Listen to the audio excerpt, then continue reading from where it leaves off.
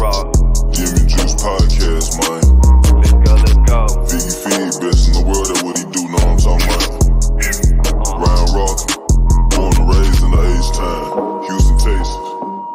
Know what I'm saying? Let's go.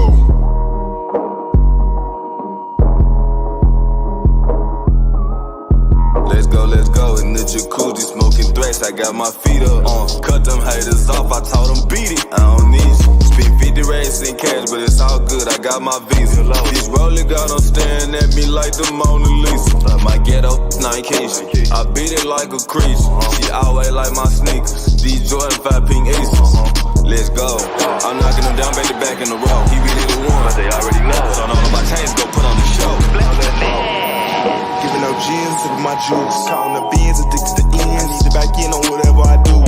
We get it in on the daily. I get it rocking like this with the 80. We really 10-toe down on the pave. What's up? We about to see what they saying. Rockin' gems, vippin' juice. Rockin' gems, vippin' juice. Rockin' gems, vippin' juice. Rockin' gems, vippin' juice. Let's go. Gems, vippin' juice. Rockin' gems, vippin' juice. Rockin' gems, vippin' juice. Rockin' gems, vippin' juice. Let's go. What do you have to say to everyone who still considers the Astros cheaters?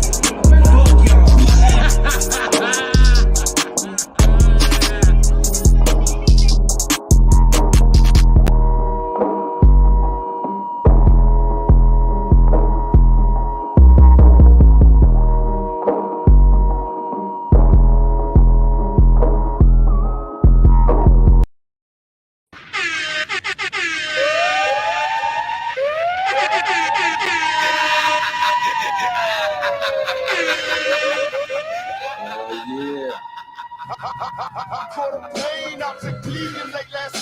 One more thing, price of the brick going up. Yeah, now, well, the thing about the old days, they the old days.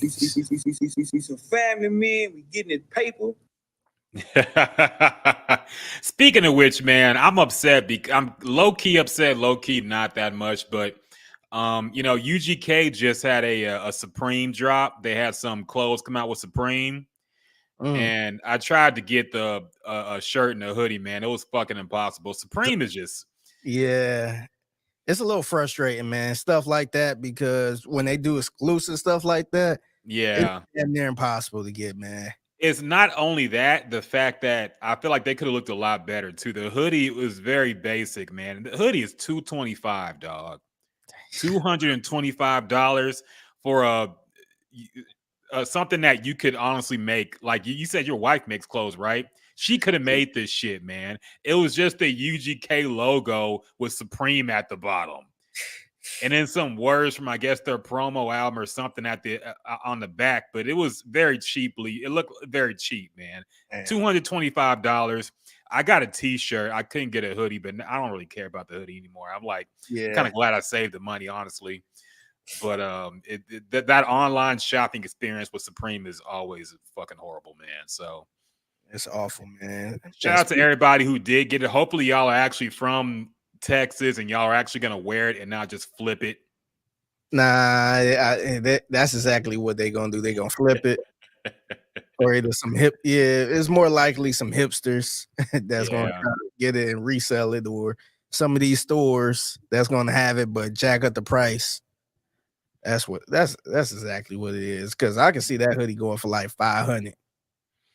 You're going to see some 13-year-old kid in Connecticut with the UGK hoodie. I'm like, what the fuck is going on, man?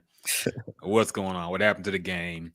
But anyway, yeah, I didn't get the hoodie, but shout out to, I'm guessing the estate of Pimp C and Bun B got something off this. So, yeah, I would think so. So, yeah, it could have looked better. I wish it was better designed, but whatever. Shout out to everybody who did get it. Hopefully y'all actually wear it. So, anyway, we are back at our regularly scheduled programming for another exciting edition of the Gems and Juice podcast, y'all. As promised, we do have new music. We have a new Future and Metro Boomin album. We Still Don't Trust You. I believe we both listened to the whole thing, so we'll talk about that. First off, though, we got to talk about OJ, man. Yeah. Talk about the death of OJ Simpson. Look, I know people have been a little tight about the discussion going on and following his death, all I have to say is 2,000 rushing yards in a 14-game season is crazy. Yeah, it is. He averaged 143 yards a game. That's like Derrick Henry versus the Texans, but every game. Every game, yeah. What were your thoughts when you heard about the death of OJ, man? I was shocked because first of all, I didn't realize how old he was, man. To me, it's like I always looked at him around like late 60s or something like that. But the thing that got me was he was still active, man. he was still jumping on with Cam and Mace, and he was active on social media and stuff like that. I originally forgot that he was they announced he had prostate cancer. Mm-hmm. So when they mentioned that as the death, I actually forgot. I'm like, okay, it kind of makes sense now. So yeah, it happened right before our show, before In the Loop show. So I kind of broke the news to everybody. They thought I was lying. And I mean, look, I got to be real, man. I ain't gonna sit here and act like I'm just devastated or anything like that. Because, look, I'm not against him or with him, but I just know from my point of view, my first memory of OJ was the case in the Bronco, the Bronco chase. So yeah, man, like I get it if you grew up watching OJ at USC and with the Bills and stuff like that. But my only memory was the the did he do it type thing. So yeah, man, it's you know, I want to sit here and say rest in peace and all this other stuff, but I'm not mad at people that do say rest in peace. I'll say this, aside from the murder that he may or may not, but probably did commit, he seemed like a nice person. If you take away the killing, I mean, it seemed like he was a nice person in all other contexts. His videos always made me laugh the way they were just very, very basic. He never actually tweeted. He always put up a video on Twitter like his Instagram. Yeah. I don't know if he really understood how the website works, but I don't know, man. Like you, my only memory of OJ is the court stuff and the chase. And even the chase happened. I was so young, I barely remember that, man. Yeah. I remember the case. I mean, I remember the chase more than the case. Yeah, when I was younger, because I remember we was watching the game. I forgot what game we was watching, but it was finals, Rockets and Knicks. Really? Okay. I just remember sitting there with my dad, and he was like, I guess they was going back and forth, and he wanted to see the chase again. He wanted to see more of the OJ chase. So I just remember that Bronco. That was my first introduction to a Ford Bronco. So it was crazy. I was talking to somebody about this. I never seen anybody with that particular Bronco, man. Like you see those old school Broncos all the time, but I never seen nobody with the white Bronco and the peanut butter inside. That type. He was the only one with that, and you cannot find that Bronco, man. Delonte West bought one. I remember that. Yeah, he posted randomly like I think he might have still been playing at this time, but it was a little story about how he just bought a white Bronco off of somebody. And like, yeah, that sounded like Delonte West.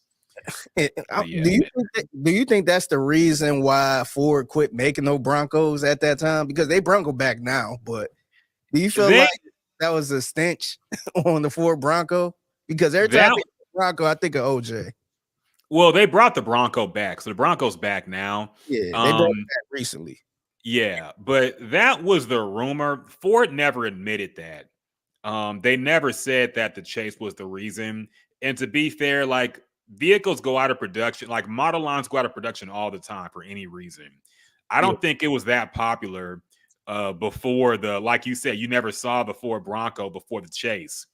So I don't think it was, it might have had something to do with it, but they never cited that as the reason. So anybody who says, "Oh, that was a reason," you probably you don't know, man. Yeah, It could have been just it they was would time for never, it to go. yeah, they would never admit that either. I think that'd be kind of silly if they admitted that OJ is the reason why we stopped making the whole car.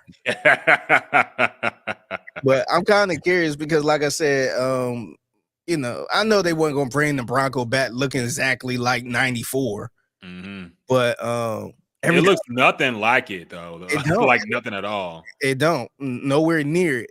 But every time I do see somebody with the old school Bronco, I think of OJ, man. Yeah. Yeah, like that. It did become synonymous with OJ, and Johnny Cochran, and just the whole thing. I remember the only thing I remember about the trial is that it took forever, man. It went on for so long. I remember my dad. My dad videotaped like every day of the trial. I don't know why he did this. It wasn't like he was ever gonna go back and watch it, but he videotaped. He had VHSs with every day of the OJ Simpson trial. And I'm like, why? But yeah, it's He wasn't it the was only one, man. He wasn't the only one. That was a moment. He knew it was a moment during that time. Oh, definitely, man. And it's like it's really, I don't think we have anything to compare that to in our modern time. This is kind of like if LeBron was tried for murder, almost, man. We don't have anybody that big who's gotten in that kind of situation in our lifetime, honestly. Not Well, I was gonna say not only somebody that big, but somebody that big and positive, man. Yeah. Because like I said, I only knew him from the chase and the trial, and I didn't know he was that well liked like that. Because I came in seeing that, and then all the jokes, all the you know, did he do it jokes? But just looking at documentaries and how he was and how well he was liked, that is like LeBron committing, getting in a situation like that and fighting for his life and getting off. Yeah, no, definitely, man. It's I don't think we have anything to compare it to. Like there's been high profile cases with celebrities, but nothing like that. Nothing like that. So yeah. And not only that though, man, this one kind of I don't know, it's like it made it's wild that it shouldn't even been this way, but it did create a racial division. It created, and that's where the whole, you know, he do it or he ain't do it. They trying to, you know, he not guilty of this and all this other stuff. And I don't know, just watching, I watched a lot of that documentary about it too. And just how Johnny Cochran and this whole team tried to frame it to get black folks on his side, because I guess he wasn't really like, I don't want to say one of us, but he was one of them dudes that, you know, always with a white woman, with number white people and stuff like that. And they framed it where they got all the black folks on his side, man. And that created a division, man. It was actually wild, man. And this is from a murder, man. This wasn't like a racial profiling type of thing. This was from a murder, man. Dog. And he didn't have to try that hard, because naturally, whenever a black person gets in trouble, black people will come to, if it's a high profile black person, you see people coming to Diddy's side. And people been calling Diddy a scumbag for 20 plus years, man. But now people come to Diddy's side. People came to R. Kelly's side. People came to Bill Cosby's side. Cosby, who said, y'all Negroes need to pull your pants up and stop acting like, stop listening to rap and all that stuff. Same thing happened with Kobe, man. Rest in peace, Kobe. Black people did not like Kobe like that until the rape case. Okay, let's be real. They didn't like him because he drove Shaq out, that whole thing that happened. They did not like Kobe. They saw him as some Italian dude who came over here, and he was old squeaky clean, wasn't the hood. And then that case happened, and then suddenly everybody's on his side. So they didn't have to try that hard. Yeah. But yeah, man, it annoys me when to see people to this day act like that was a win for black people when he got off. I'm sorry, man. It wasn't. He had money. He had a good legal team. That was it. He had an Okay. all-star legal team, man. This Yeah. is the dream team. Legal team, man.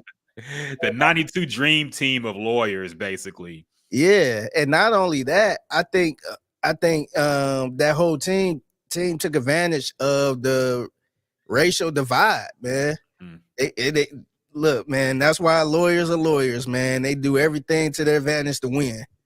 And that's exactly what he did, man. He took a case like a murder trial and made it a racial thing where it's like, oh, so this person, allowed to do this, but this is an innocent black man, or who they made it that way, man.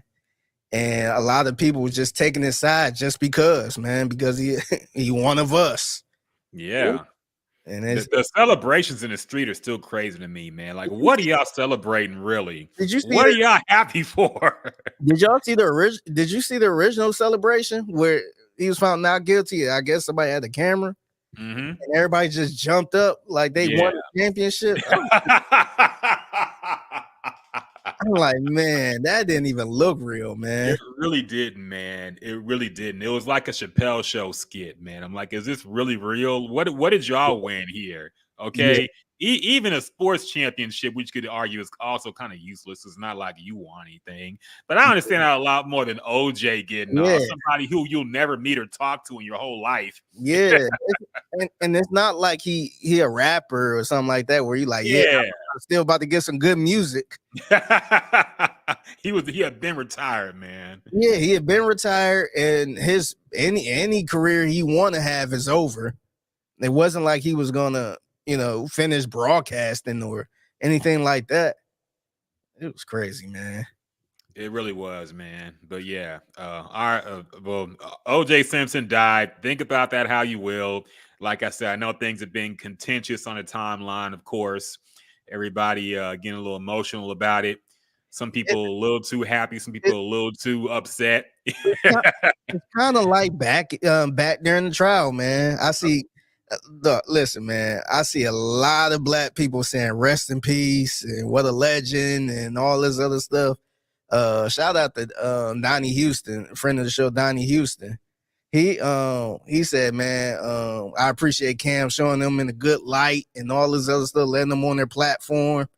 I seen it all from that side, but I seen a lot of white people like burn in hell.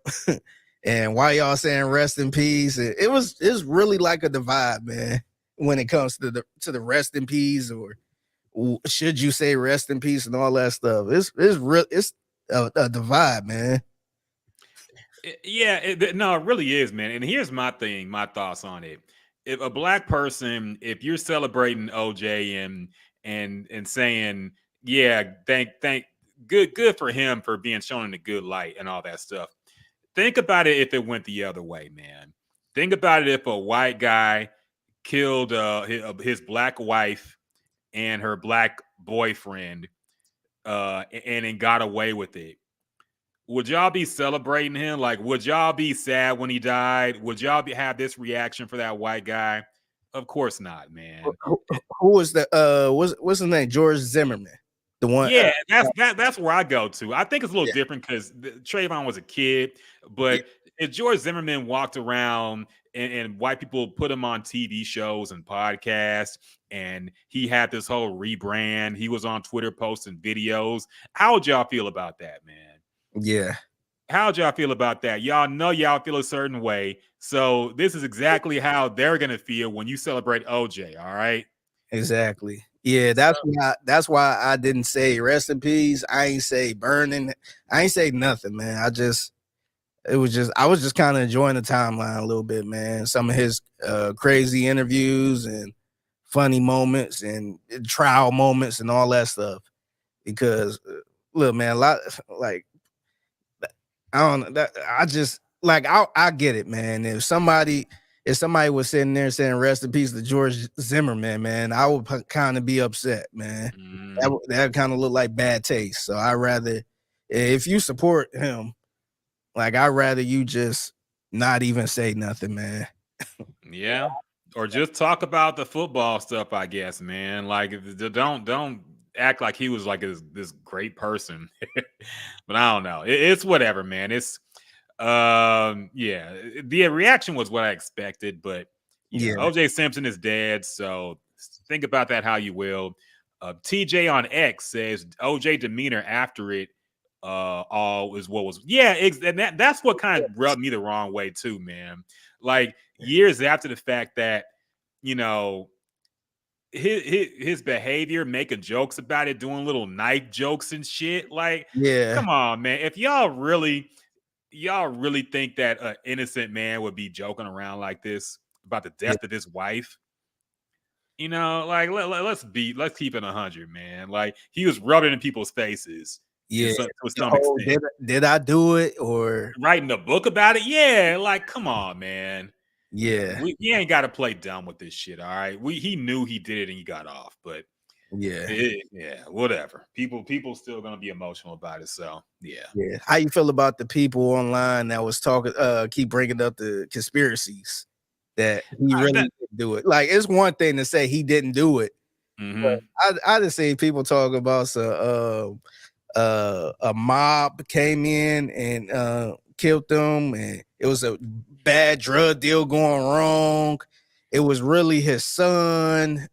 I done seen all type of crap explaining why he didn't do it. How you feel about the conspiracies? Those have been around forever. That's what the kids call cope. Okay, making up something out of nothing so it looks like the person you're defending is innocent. All right. I've heard a serial killer who I guess they've never been able to found or match with anything else ever again. But somehow a serial killer apparently did it. I've heard the mob hit, which if you read how she was killed in particular, that wasn't no mob style execution, man. Okay. She was brutalized. Yeah. And I heard the thing about his son allegedly doing it. Like the furthest I'll go is believing he had help. Yeah. Okay, that's as far as I'll go. Maybe he had somebody with him. They were talking about what's his name? What's his name? Robert Kardashian. Who was the daddy Kardashian? Was that Robert? Robert Kardashian was his friend. Yeah, he was on the legal team. Yeah, I couldn't remember their father name, but Robert Kardashian. People kept bringing up how he went in and took a bag or something like that, and the only reason they put Robert on the team is he knew something, and they couldn't put him on the stand. So that was another rumor that been going around for years, saying they put him on the team because he ain't really do anything. He didn't do anything. And I remember when that FX show came out. And the guy from Friends played him. Ross from Friends played him. And they made it look like he knew OJ was guilty, but he couldn't do anything about it. They tried to dress it up and make him look like he was innocent. He just didn't know. Yeah. But yeah, they said I don't know if he went into a house or something like that and took a bag, some type of bag. I don't know what it was, but it was rumors saying that they put him on the team. So he can't be questioned or I guess put on a stand. So that's another one. That's another one. That's I mean, look, anything is possible, I guess. But I feel like this many years after the trial, if it was something that involved, we would have heard something about it, man. I feel like somebody would have said something after all these years. And the fact that the story has remained the story. And we've had several documentaries and investigations and all this stuff about it. It just is what it is, man. We know what most likely happened already, and that happened. You think we gonna get some type of clarification, or I guess I don't want to say confession because he gone, but you think we're gonna get some type of answer now that he gone? Because a lot of people were saying maybe he got in his will or something like that, which I doubt. But somebody is gonna try to milk it. I 100% because they were trying to milk it when it a few years ago with all the anniversary documentaries and shows that ESPN 30 for 30, which was really good. ESPN 30 for 32, man. That was one of the best ones ever. Yeah. But somebody's gonna try to milk it. Somebody's gonna make a new show. Something's gonna come out. We're gonna get some kind of hidden information. So and so says that he actually heard OJ say he did it, or some shit. Somebody's gonna try to milk it. I Yeah, know that much, but I also don't care anymore because OJ's dead now, so it really doesn't matter. yeah, TJ says they interrupted the Rockets finals game to show the Bronco chase. Yeah. I was too young to be upset or even remember that. But looking back, it was a very boring. Outside the fact that Houston was in the finals, the game itself was kind of it wasn't really drawing a whole lot of audiences anyway. yeah. I just remember my dad sitting there watching it. I wasn't paying attention. I forgot who was even in the final. I think they played the Knicks, but I forgot who was even in the finals. But I just remember my dad was like, "Man, go back to the chase. Go back to the chase.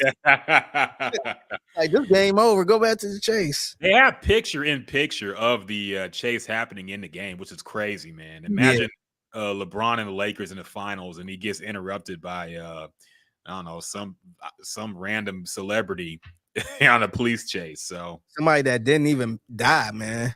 yeah. One thing, because I think a game got interrupted by John Lennon death. Mm-hmm. But just imagine the game getting interrupted by a chase. the slowest chase of all time as well. Yeah.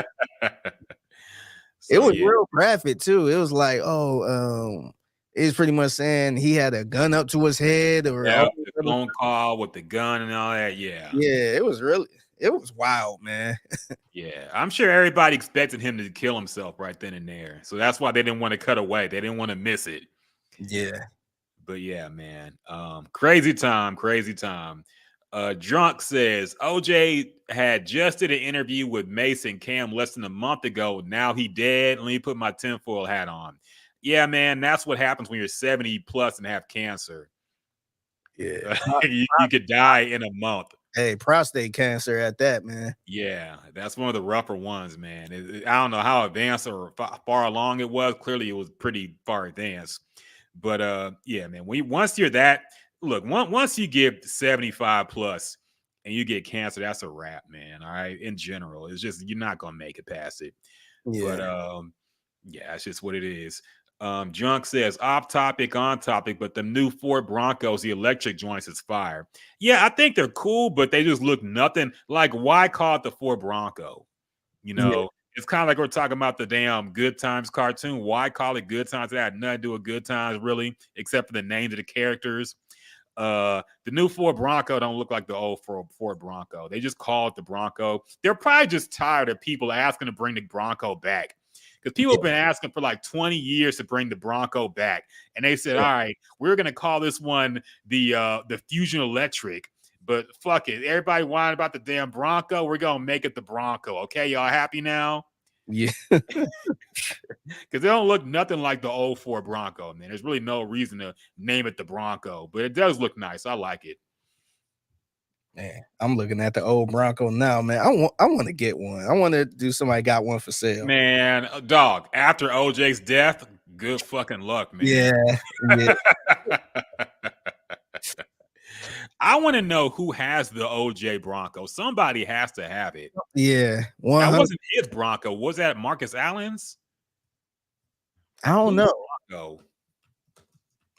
Let me look it up. Whose Bronco was that? Okay, here's a story. Oh, here's a story. Where is OJ Simpson's white Ford Bronco now? Cincinnati is just a few hours away.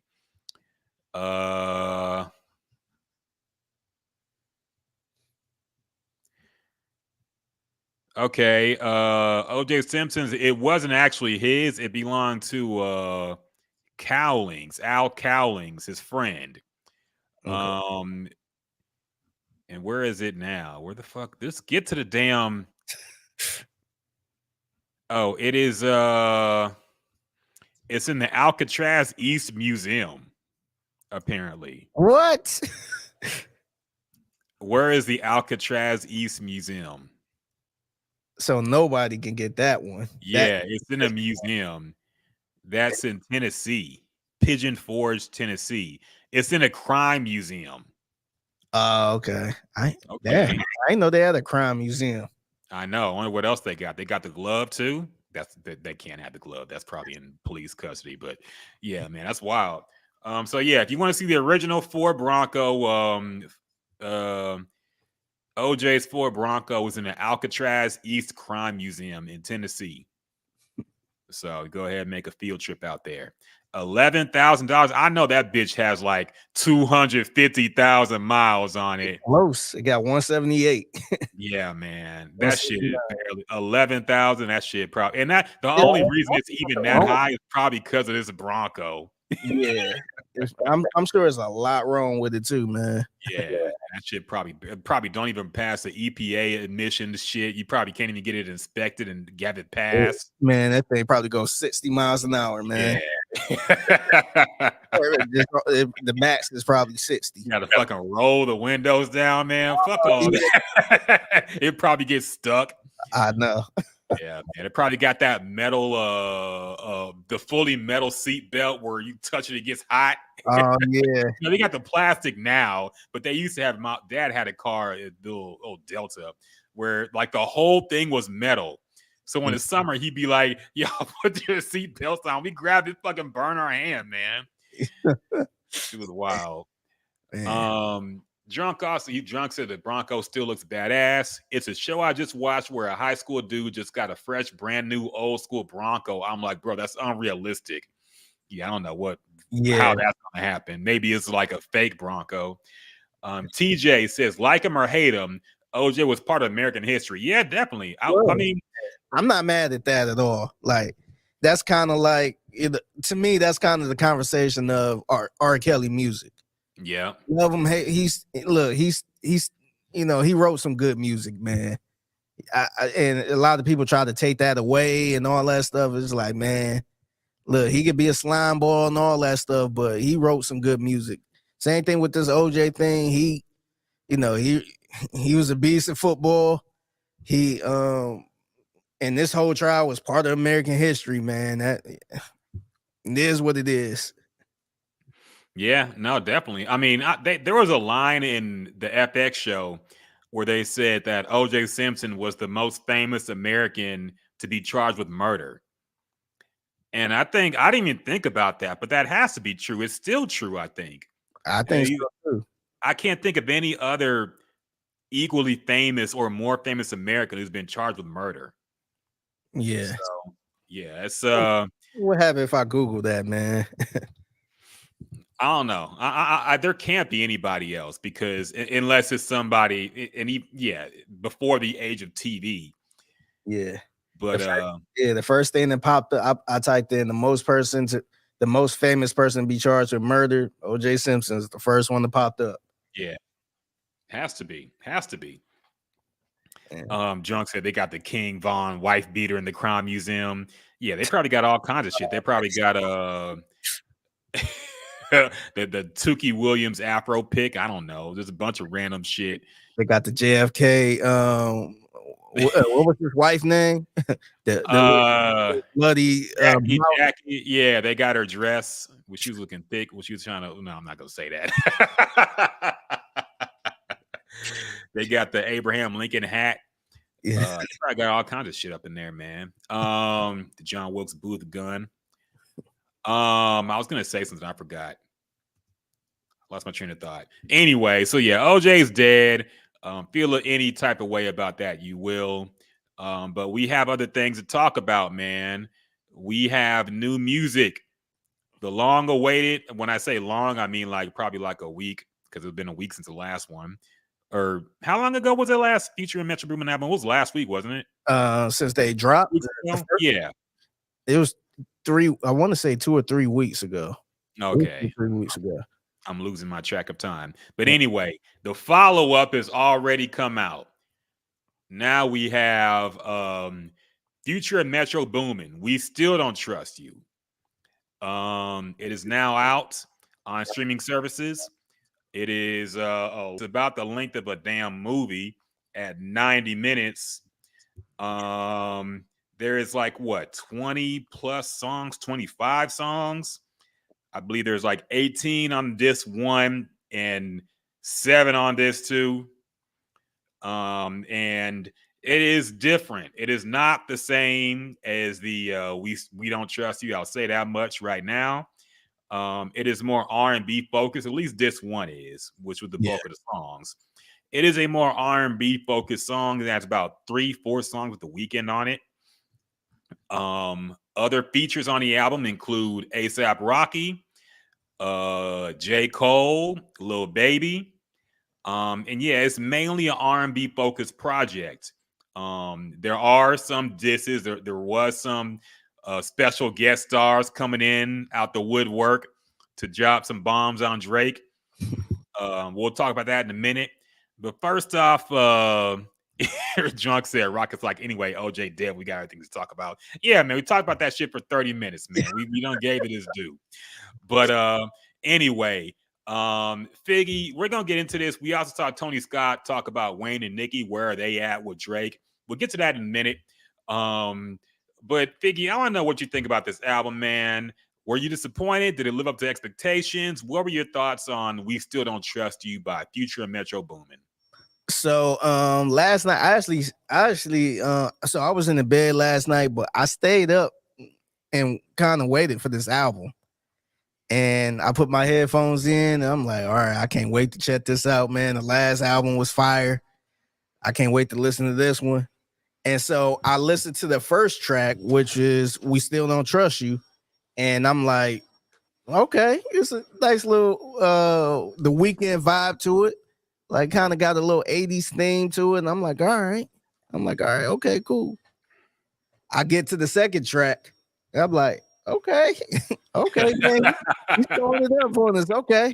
Pause. You throwing it up. I'm like, all right, okay. Got to the third track. I'm like, all right. So, like, is this, like I feel like I'm listening to that. What's that Drake album? Honestly, Nevermind. Yeah. I feel like I'm like, damn, it'd be crazy if he pulled a Honestly Nevermind type of album as we were all sitting there waiting for this album, like anticipating this album. Then I got to track 4. I'm like jealous. I'm like, all right, that got to be some Drake jealous type song or something like that. I'm like, man, is this a whole R&B album? So at that point, I started going by track, just listening. I'm like, nope. I'm like, and look, man, I don't mind Future doing some R&B emo type stuff. I'm perfectly fine with it. I'm not the biggest fan of that, but in this moment, I ain't stay up till 11 o'clock to hear this. I could have heard that tonight or something like that, but at this point, I'm just going by track. Like, man, like all of this is R&B music, man. I was just like, man, what in the world? And then by this time, I'm listening to some stuff, and I'm still on Twitter, and I see people like, wow, J. Cole on the album. And I'm looking, I'm like, it's only like 11:15. How did you know that already? I'm like, how do people? So the last track of the first disc, or the first volume 1 or whatever, it's called Red Leather. And they said that's the song J. Cole was on. So I'm just like, what? I'm like, all right, maybe that's the rap song. So I'm like, man, this is really like Honestly Nevermind, because I think the only rap song from Drake on that album was the last one with 21 Savage. So I'm like, all right. So I'm still going through it. Skip. I'm just listening, and I'm like, skip. I did hear one song. It was a Isley Brothers Flip, and that was the one with the Weeknd diss on there. When we'll get to that in a minute, but I ended up getting to Red Leather. I'm like, all right. I'm like, this still sounds like an R&B song, but let me thug through it, man. Let me just listen to it. Let me see what J. Cole got to say. And this song was freaking 5 minutes, man.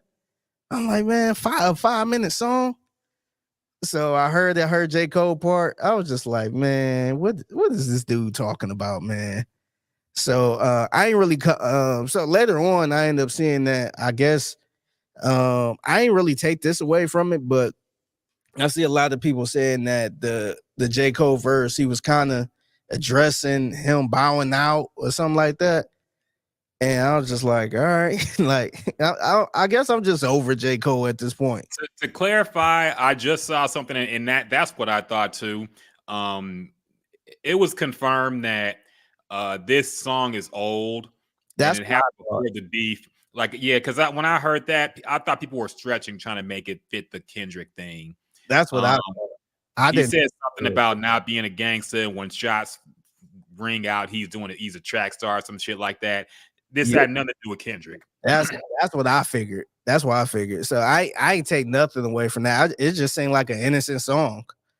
So I was just like, all right, like I think that I figured that song was old or that verse was old.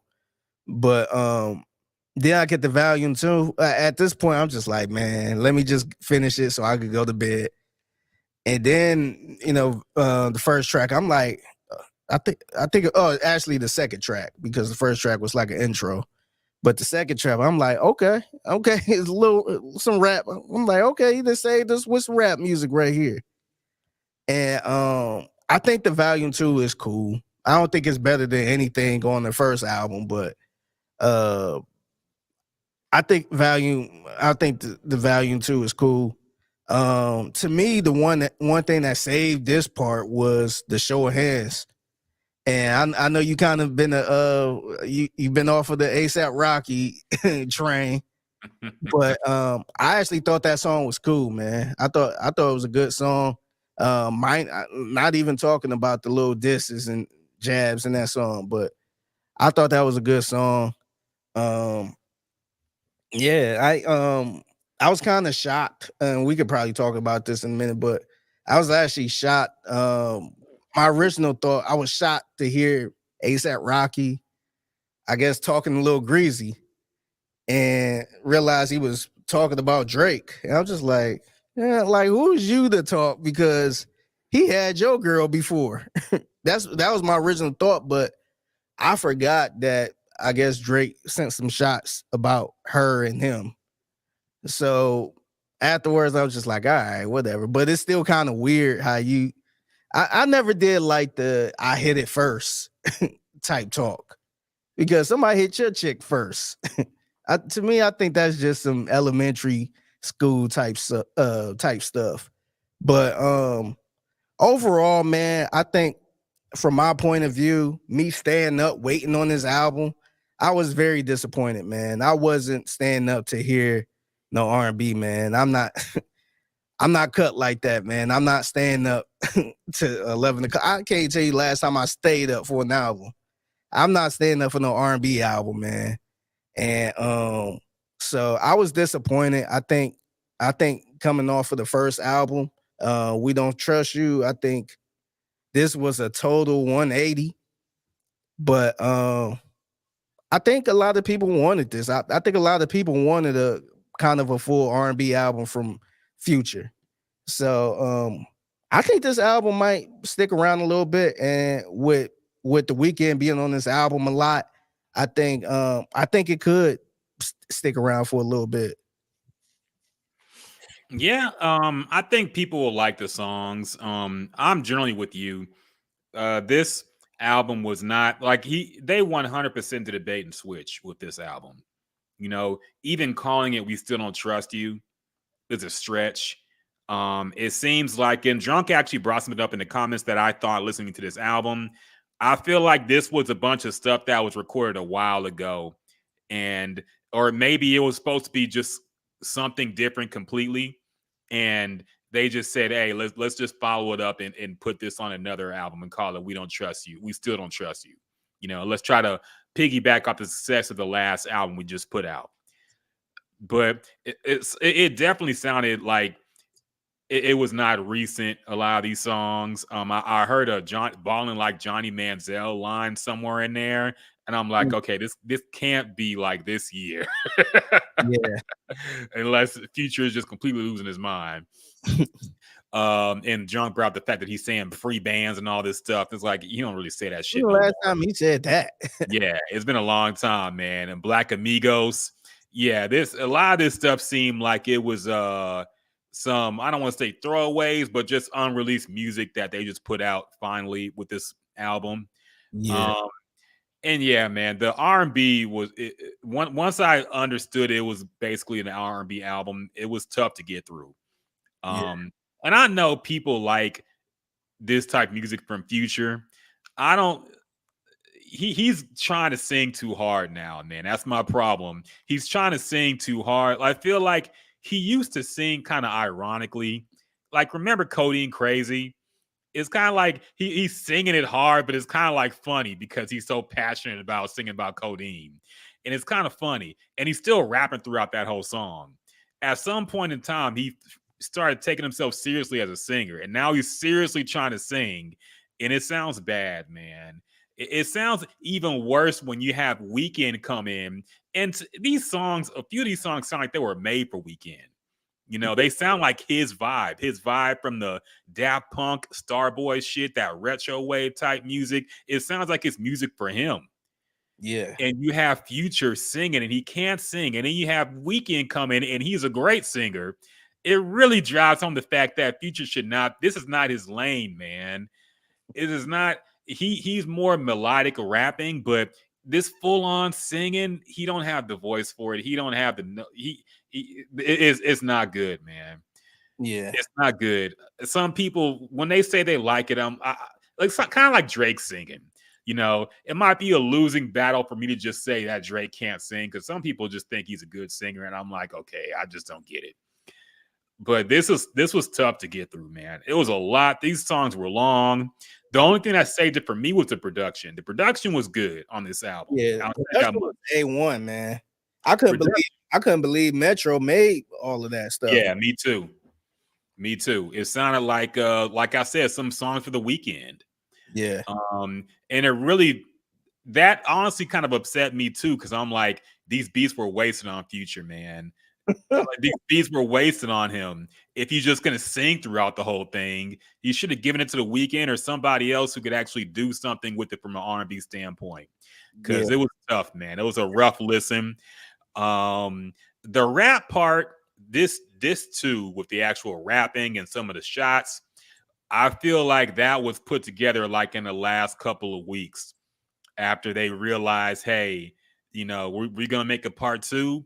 We got to have something that relates it back to the last album and those themes. So suddenly you hear the drops talking about, I still don't trust you. Why don't you trust me? Those weren't anywhere on this one. And suddenly they're everywhere on this too. Yeah. Mm-hmm. So I believe that part, those songs, 7 songs, 6 songs, recently. Very recent. Mm. And they just put them on and called this project We Still Don't Trust You. Yeah. So it was disappointing from that standpoint. Like I said, production's good. A few of the songs I'll probably go back to, but most of it, man, it was tough to get through the whole listen of this 1 hour and 30-minute long album. Never again. Never again. Yeah, I take a few songs from this, but I'll probably add it to the other album and just do it like that, man. Yeah. Yeah. Junk says Future has always sprinkled in some R&B type of vibes on the albums, but I can't do a whole album. Yeah, I feel the same way, man. I feel like when he's rap singing and doing melodic choruses, but still rapping with the verses, that's the best version of Future, I feel. Yeah. When he goes too far into the R&B and just there's no rap verses at all, I can't get through it, man. It's nails on a chalkboard to me. Yeah, I think this album would have been perfect if it was the Weeknd's, if it was Metro Boomin and the Weeknd. I think that production fit perfect for the Weeknd, man. It just threw it off with it being Future. Yeah. Junk said, did Metro really make all those beats though? Yeah, honestly, man, I looked up the production credits on Wikipedia because I was like, wait a minute. I'm not saying he's not a dope producer, but some of these seem like they was above his weight class. Yeah. But I don't see any other producer credited. So I heard another producer tag on there. I couldn't remember if it was Tay Keith or I forgot who it was. I heard another one, but it was at the very end of a song. Yeah. But for the most part, I think it was Metro.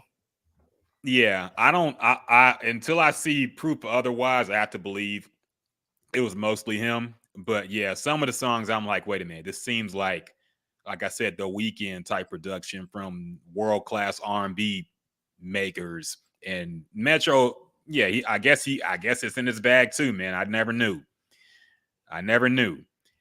Now it's time for the drama. We got to address the disses, the shots fired. There were a few.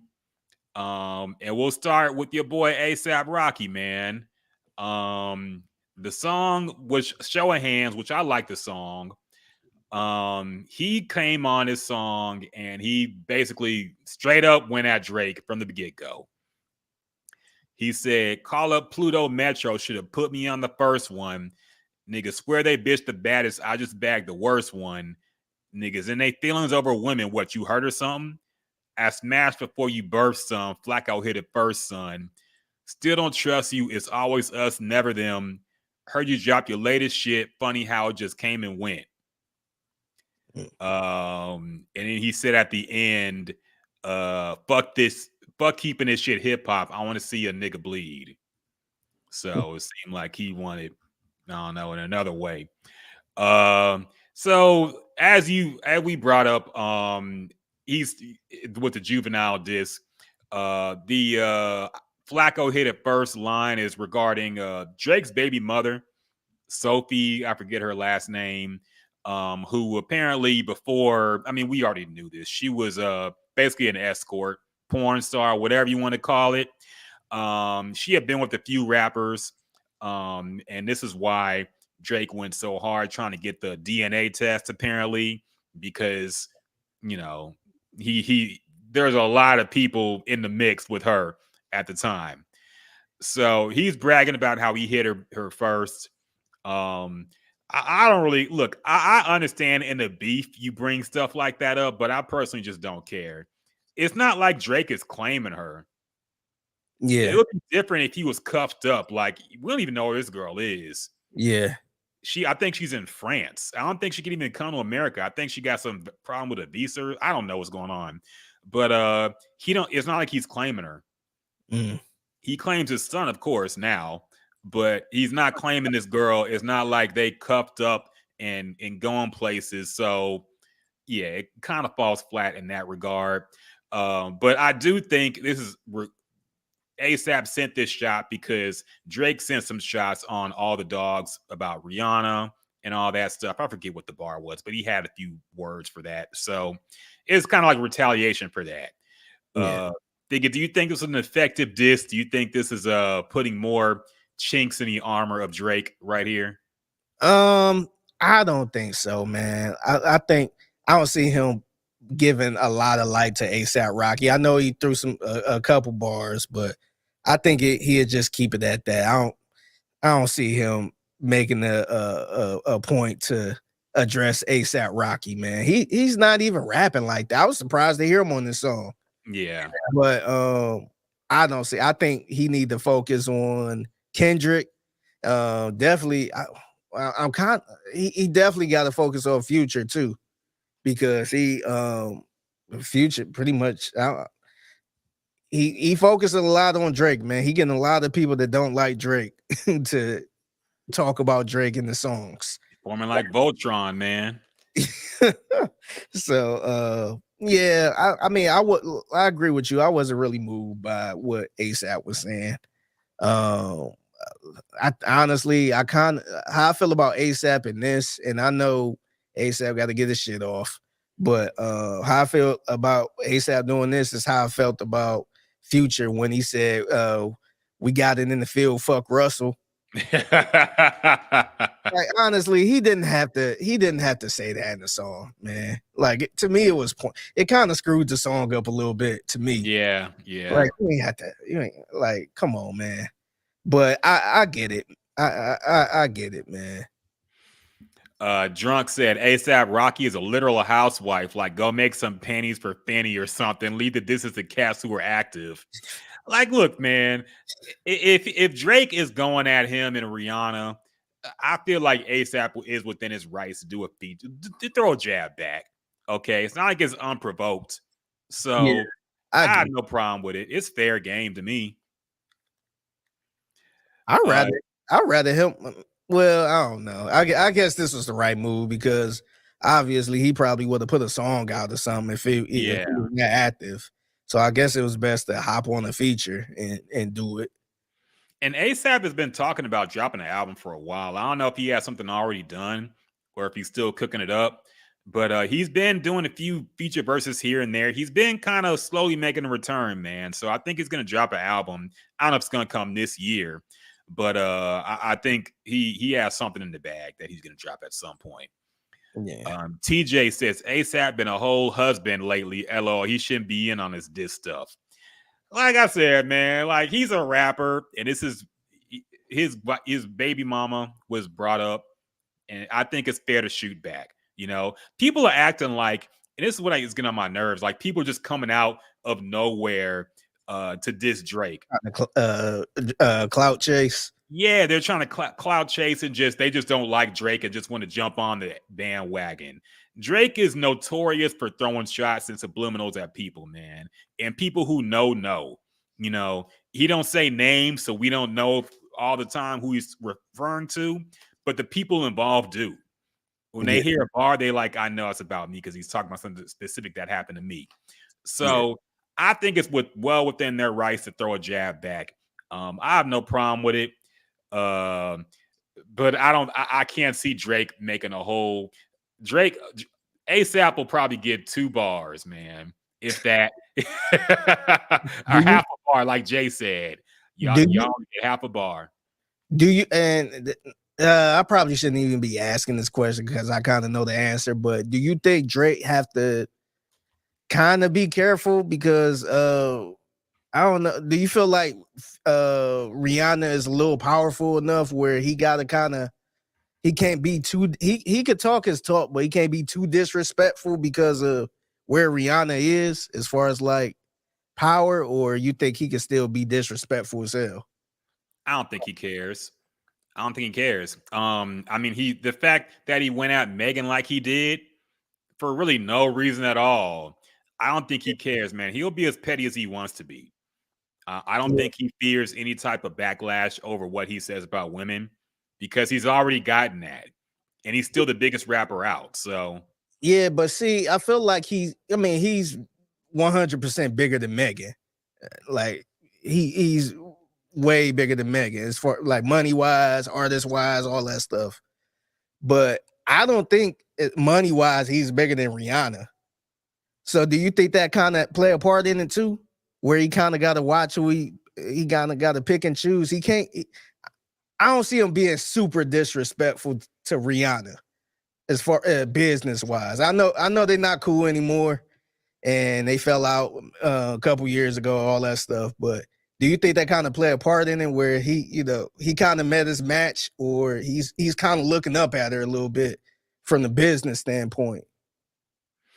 No, I just don't think so because he's thrown shots. I remember what song it was when he said all that talk like what's her name? Chances are it was what's her name? Something I only fuck once, never fucked again. Basically talk about how he just wanted to hit Rihanna once and quit it. Yeah. And that was years ago, man, when she was still active and out there. I just don't think he fears any artist, man. I don't think he fears any backlash. He's gonna be as petty as he wants. The fact that he collabed with Chris Brown and he went on, he did an interview and he admitted the fact that he only had beef with Chris Brown over Rihanna. And once they both got over it, they said, hey, let's just work together. He admitted this, man. He worked with the dude who beat Rihanna up just because he didn't like her anymore either. That's where the fallout came. Because that's when I think she ended up unfollowing him or something like that. That's where the fallout came with that. What was that song? I forgot. You got it. You got it. Yeah. I think right after that, I think that's guidance. No guidance. No guidance. Yeah, that's where the fallout came from. Yeah. So I just don't think he fears Rihanna. I don't think he fears that fan base. I don't think he fears anybody. As far as artists go. So he's gonna take shots at everybody, man. He don't care. People have called him toxic. People try to get him canceled. It never sticks. So I think he feels like he's Teflon as far as rap goes. Mm. So yeah, I don't know how much he will focus on Rihanna if he does respond, because he has a lot to respond to right now. I don't know how far that is along or how high on the priority list that is, but yeah, people will be upset about it, but he'll get past it. Yeah. Other things on this album. Oh yeah, The Weeknd came in with some singing disses. And this is what really got me, because this song had nothing to do with any kind of beef or anything. It's kind of like It's a kind of love reminds song. me on Tupac, How Do You Want It? How halfway through, Tupac just started dissing people like Bob Dole and C. Dolores Tucker. It's a love song, man. Yeah. And this song had nothing to do with any kind of diss. But The Weeknd jumped on this song called All to Myself. And he said they could never diss my brothers, baby Future, when they got leaks in their operation. I thank God I never signed my life away, and we never do the big talk. They shooters making TikToks got us laughing in the Lambo. So basically, he's referring to the fact that he never signed with OVO. You know, we had known they had some issues. I think he claimed that Drake had taken some songs. I believe Crew Love was Weeknd's song that Drake just took from him. There was talk about him joining OVO, but he never did. And now the shooters making TikTok is referring to some 40-year-old plus guy named Baka Not Nice who signed to OVO.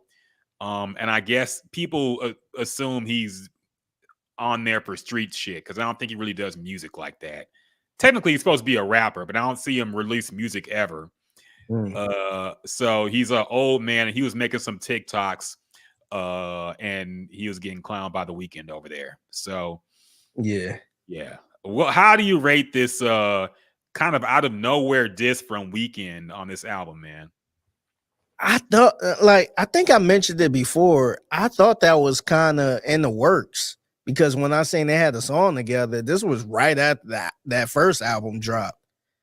And I'm like, dang, I thought, I wasn't sure. I think I might have asked you. I was wondering if Drake and Weeknd was cool. And I think you said they might have been cool. But and you know, I don't really keep up with they beef or if they cool or not. But I thought he was still signed under him or had some type of connection with him.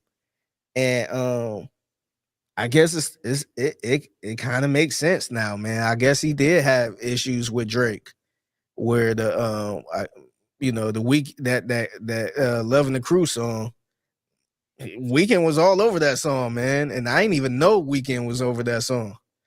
So I guess maybe it had been some stuff going on between them two, and I wouldn't be surprised. I didn't hear it, but I wouldn't be surprised if Drake sent some shots to the Weeknd at one point. And when you look at Drake too, he's heavy. I don't want to say endorsing Party Next Door, but it was kind of a Party Next Door and Weeknd beef at one point, like back and forth. So I wouldn't be surprised if that came into play too. But it was kind of funny him throwing shots over this beat and this vibe and this moment, man. And I'm looking at the lyrics now. Like, I ain't gonna sit there and say that the lyrics is just straight up love Isley Brothers music, but just imagine just getting in the mood with your lady and you hear some shots being thrown. Shots being thrown at Drake. So it was completely random, man. Yeah, it was, man. I'm surprised people caught on to it as quick as they did, because it was just buried in the song at the very end. Yeah, I didn't know. I thought they had cleared up the beef. I thought Weeknd did some interviews where he said that all that was over with, but I guess he still feels raw about it, man. Or maybe it's just fuck Drake time. So everybody who has a problem with him can just come out and say, hey, man, air it out. And The Weeknd, he knows he has a platform. People were expecting it. I guess he exposed how he really felt, man. Yeah. I don't know. Yeah, Man, we need to put up a list of people Drake got to respond to, man. Dog, it's motherfucking damn near everybody in Atlanta at this point. Like, It's a so laundry list. yeah, dog, they really did form like the evil Avengers or something, man. And who got a problem with Drake? Hey, jump on this album, man. Say your piece. Did they all get an email or something? Yeah. Let's all get together and air our grievances. RSVP for the Drake diss, man. Come on, come Man, through. Look, man, you got Kendrick Lamar, you got Rick Ross, you got Future, Metro Boomin, ASAP Rocky, you got The Weeknd. And here's a question I was gonna bring up too, man. Now, Lil Baby is featured on the song "All My Life," and he actually did a pretty good verse. Now we know that Drake. There's no Drake disses in this verse by Lil Baby. None that I could decipher. It's just a typical Lil Baby verse. Yeah. Talking about he got her out from the mud and whatever the fuck he be rapping about, man. But my question to you is he picking a side with being on this album? I mean, it's possible that this was recorded before the beef, but it's also, he has the ability to say, no, don't put my song out there. I'm sure he knew this song would be on the project and he still cleared it and it was good to go. So do you think that Lil Baby is picking a side and going against Drake, who he worked with on at least 2 songs before? I think so. I think he's picking a side. I think is it fair to say you could pick a side without getting into beef? I know that sounds kind of crazy, but I do think at this point, I do think that where he's from matters. I think the whole Atlanta thing, I think this is him picking a side. I know you can't stay neutral when you pick a side, but he didn't say anything in the song to question anything. But I do think he ain't going against Future. I think I wouldn't be surprised if he still work with Drake and all that too. But to me, they're showing he's not going over the Drake side, going against Future. I think he's still going to rock with Future. That's Atlanta. Yeah, I originally thought he was just gonna roll with Drake, but I think he's picking Atlanta on this one, man. Which is smart, man. It's a lot of people. Atlanta is a community. We always talk about how Atlanta stick together and all that stuff. I think this is that right here, man. Yeah. And that brings up the situation that 21 Savage is in, man. Because even though he's not technically from Atlanta, he's an Atlanta artist. Yeah. He has relationships with these artists as well. Is he going to sacrifice that for his friendship with Drake? I mean, that's a lucrative friendship, to be fair. He had an album go platinum with Drake on it. Yeah. But do you think that he'll remain on that side? Or because I'm wondering how 21 can maintain his Atlanta relationships and be on that side with Drake. This one is a little tricky because, like you said, they do have an album together. 21 Savage and Drake got an album together. And I didn't really dissect that album as much to see if Drake was dissing Future on any of those songs. If that's the case, if it's a song on there, Drake is dissing Future on there, and 21 Savage is on that song too, I do think that can get a little tricky. I think 21 Savage is probably in it just by association at that point. So that could be a thing where Future is like, man, F both of those dudes. Like, I'm not rocking with the dude. He knew he was 21 Savage on there talking shit on that album too. And Drake was sitting there talking about me. So it could be a thing where Future is like, nah, I'm cool on him too. But if that's not the case, I could see 21 Savage kind of doing the same thing, Lil Baby, just kind of trying to play it neutral, just roll with Atlanta. But I'm also cool with Drake too, kind of kind of stand out of it. But it's a little different with 21 Savage though. 21 Savage talk a little greasy on albums too. Lil Baby don't talk as greasy. Sometimes I don't know what the hell he be talking about. But 21 Savage talk, he be having that stick talk at times where it could come off like, hey, you talking about me? Like who you calling the pussy? So that could get a little confusing right there. Yeah. I'm not sure how that's going to shake out on his end. But it brings up a question we've had on the podcast a few weeks ago. Like, how many people are still on Drake's side at this point? Questionably 21 Savage and Lil Baby. I mean, not Lil Baby, Lil Durk. Yeah. I mean, who else at this point that matters in the game right now? Yeah, I'm glad you said that because, like, even with Lil Durk is not from Atlanta. Mm-hmm. So I could see him rolling with Drake. You know what I mean? He's a Chicago dude. It's not like he got to stick to this Atlanta code. So I could see him just sticking it out with Drake. But also, I know this don't really mean much, but I think it kind of mean a lot in my opinion, in my brain, because somebody posted that Sauce Walker and Drake pieced it up after 8 years of beef. And remember, I think they ain't talk or had been going through stuff like 8 years ago. It was a long time ago. I didn't know they was going through it like that. But right now, in the midst of all of this stuff, you patch that one up. And who was Sauce Walker going after the most? His legendary Future. That reminds me, because when I was listening to the R&B parts of Future's album, and it's a lot, all that kept going in my mind was that diss at the very end of that Sauce Walker song when he said, "Oh, kissy kiss, I need a girlfriend. Oh, motherfucker." Because Future really do be sounding like that on these songs, man. And I didn't get to this part. Dog, where is the game at with these love songs, man? There was something Future said that's still bothering me. He said, "You can fuck on that nigga over there as long as you think of me." Yeah. Dog, what kind of cuck shit are we in rap, man? What's going on here, dog?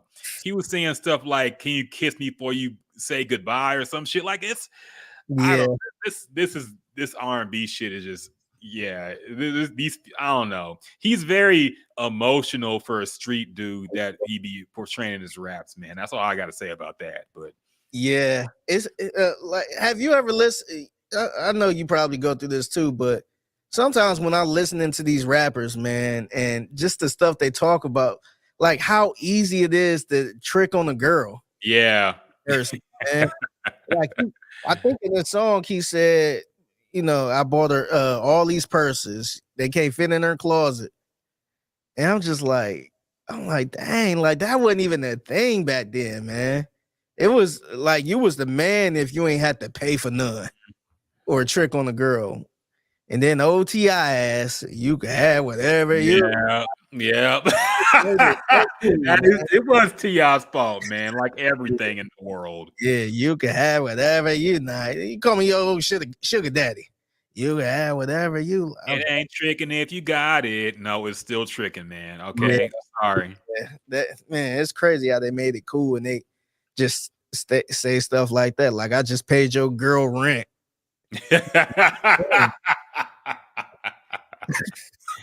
I don't know. I guess that would. I mean, I guess that would piss a guy off. Especially a street guy. If you found out some other street dude, a rapper, paid your girl rent and buying her stuff, I guess that would make you look silly. But I don't know, man. It's just wild to me. That's something you brag about in songs. Yeah, like, look, and I can understand the occasional, because everybody needs that hit. And to be fair, it wasn't like T.I.'s catalog was filled with that stuff. He was just doing it to get to the top of the charts. Yeah. But they weren't doing whole albums about that, man. Yeah. And that's what really gets me. There's whole albums about tricking, about I don't care if you sleep with this other dude. Just come. Like, what the fuck is going on, man? Yeah. The game ain't the same, man. Do you think it's weird how speaking of the weekend made the song, pretty much remade that song that I don't wanna know. Yeah, and that was Let me keep it Dog, that was the craziest song in history, man. really, man. That's like, I know cucking is like a new word, but that was like the original cuck song. I don't care if you fuck some other dude, just I don't want to know about it. I don't care if you come home, you face covered in skeet, Oh and you wipe it off. Yeah. I don't want to know about it. If you playing me, keep it on the low. Yeah. It is, dog. The video was the funniest part. This dude is in the bathtub with full clothes on, man. Like he got a whole suit on in the bathtub, just crying and singing. Who I'm was like, that? damn, what is going Was on? that Mario Winans? No, that was who was that? It wasn't Case. It was man, it was somebody on Bad Boy, wasn't it? Oh, Yeah. it was Mario Winans. It was Mario Winans. Yeah. See, this is the Diddy influence, man. Okay, I blame him for that. He probably wrote that song. Yeah. Oh man. Man, I never understood that song from the beginning. And that was a hit song too. Yeah. That was that because of the sample, man. Any song has that Ready or Not sample, the Enya Fuji sample is gonna be a hit. Well, I'm talking about the Mario Winans one. Yeah. Yeah. The Weekend one got the Fugees and pretty much taking the Mario Winans one. So yeah, I just never understood that. That song was a hit too. I just don't understand singing that song. Like, I don't want to know. Yeah. I can't imagine writing those lyrics, man. Yeah. It's a different game now, man. Everybody tricking and cucking is in fashion now, I guess. I don't know, but TJ said Kodak literally called Future over one of his lines. He's always been on some weird shit. Yeah, I remember that. I forget what he said, but it sounded like something that was kind of suspect. That was a funny call though. He called him straight up. It's like, hey, what you mean when you said this? I forget. What did he say? Let me see. Man. What did he say? Oh yeah, he called him because he said what did he say? What he say? Oh, he said something like, I only feel alive when I take dick or something like that. And I don't know. I guess that he said something. He tried to explain it. Actually, play the clip, man. I'm gonna link the clip right here. We got to react to this real quick. Yeah, because this shit was hilarious. We got to react to this real quick and see what he was talking about on here. But yeah, Future's always has some kind of weird lyrics, man. I don't know. Yeah. Let me see. All right. Here we go. Hey, I'm listening to this song, dog. A nigga fuck with you so tough, homie. What did you say this part right here, bro? Got it there, make one. The only time I feel alive when I taste it. I don't want to bet, but I know it. I feel alive when I take. When you take? Yeah, like I take a pill. Only time I feel alive when I take. I want to bet. Yeah, what a nigga. Nah, that sounded like he said something after take. Yeah, you don't want to clarify that. Yeah, only time I feel alive when I take it. Nah, he said something, man. Yeah. I don't know if I believe that experience. And not even make any sense. Only time I feel alive is when I take and just stop. You don't say what he took. Yeah, let's hear this again. Hold on. Let me hear this again, man. I'm listening to this song, dog. A nigga fuck with you so tough, homie. What did you say this part right here, bro? Got it there, make one. The only time I feel alive when I taste it. I don't want to bet. Nah, man. Nah. That was one of those lines that the engineer forgot to catch. Yeah. I'm not buying the explanation, man. I don't even make no sense. Man. Yeah, but that's future Vandross for you, man. That's what type of time he be on sometimes, I guess. But salute to Kodak Black, man. I will be doing well. He's not, man. I've seen him. He looks rough. I think, the last videos I've seen of him, he's been tweaking out hard, man. He looks in bad shape. I hope we don't hear some news that he overdosed or some shit pretty soon, but he's not doing too well, man. It's pretty sad. Yeah.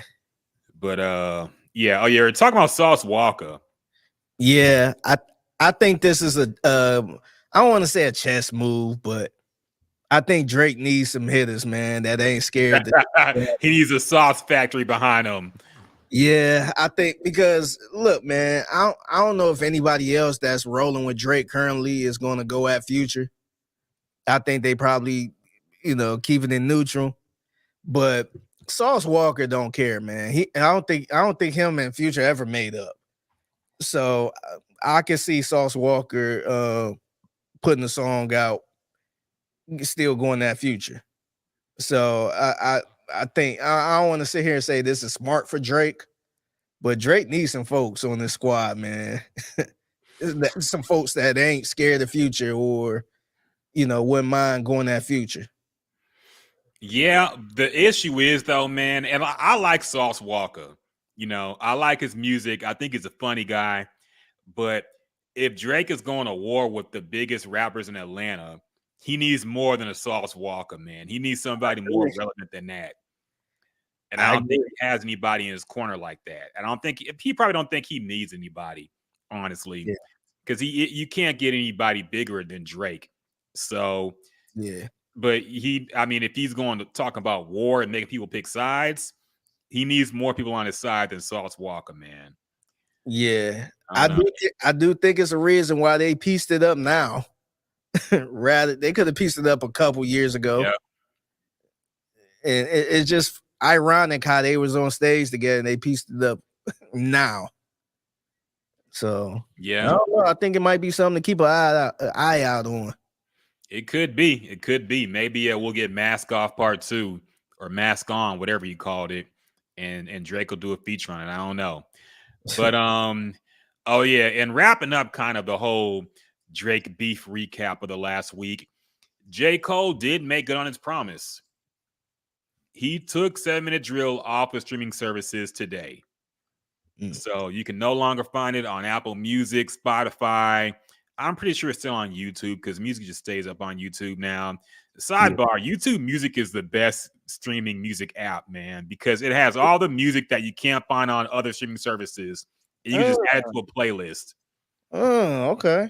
Okay. So if you can only choose one streaming service for music, use YouTube Music because you can get any song on there just about, even stuff that's been banned or not able to play on Spotify because of sampling and whatnot.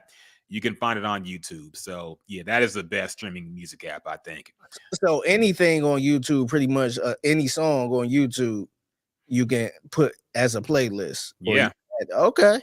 You can add songs, like they have actual songs like from the artist, like a streaming service, but they also have stuff that people have uploaded that you can just put on too, like the 3 6 Mafia Smoking on the Dro song, which you can't find because of the damn Earth, Wind, and Fire sample.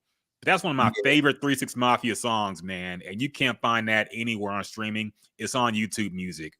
So you couldn't clear the sample. yeah, unfortunately. Yeah. But yeah. TJ said I can't read. What does that say? I think some symbol got mistranslated. When something went down a few weeks ago, I was mad as hell. Oh, AT&T. Yeah, for some reason I have AT&T, but mine didn't go down. But that had to suck for people who, dog, I heard they gave people like $5 to make up for yeah, I've seen that. Like, come on, man. Yeah. Hey, that was the one rare W that T-Mobile had. Yep. T-Mobile was good, man. Yep, all the Boost Mobile people, everybody was laughing at AT&T folks, I'm sure. But yeah, my phone never went down for some reason. I don't know, but I feel for everybody who did that shit. It was down for like the whole day too, I think, man. So yeah, that was some bullshit. Mm. That makes you think, man, what will we do if just suddenly we lost all our electronics? I think we will be. To me, like I would, of course, I ain't gonna sit here and lie and say, "Oh, I can handle it," or I don't need a phone and all this other stuff. But I could get by with it at certain parts. But I think the part I would struggle the most is like, you know, when you go to the bathroom and you use the phone as a magazine type thing. Mm-hmm. I think I would struggle with that, where or just certain moments where you're not doing anything and your phone is the entertainment, where it kind of keep you busy. That's where I would struggle the most if they have a phone. Because last week we went and got massages. We went to a Korean spa place, and we didn't have our phone. So it was actually super relaxing, and where I'm like, maybe I need to do this more often. But I think it's be certain moments where you be like, "Ooh, let me think about where you're like, oh, I ain't got no phone or no electronics or anything." How would you drive to get around anywhere? Exactly. That's the biggest thing. Yeah, I remember back in the day, we used to have to go to the library and download MapQuest. We had to search directions in the MapQuest and then go from there. And even before that, I remember my parents stopping at a gas station to get a map. And I don't know. I think our muscle memory was way stronger back then too. Because right now, man, I always tell people this: if I was to go to jail, I think I know like maybe 2 numbers, man. I don't know anybody number anymore. And remember back in the day, we used to know a bunch of numbers. So it would be a bit of a struggle, man. A bit is an understatement, man. I don't think we'd be able to function as a society without electronics for an extended amount of time, man. We go crazy. Yeah. That's how much we've lost it. We just depending completely on electric stuff for entertainment. You know, nigga motherfuckers ain't athletic anymore, so we can't go outside and play basketball. People don't go outside, period, anymore, man. So it's rough. It's funny you said that because I was watching Abbott Elementary a couple days ago, and I guess it was like during lunch, and they made a scene like, man, it's so quiet and boring in here because all these kids on their phones. And so the teacher started. Remember when girls used to do that, the little Miss Mary, Mac. And some kids started doing it during that time, but it was something different. And I was thinking to myself, like, do kids still do that? I never seen a kid like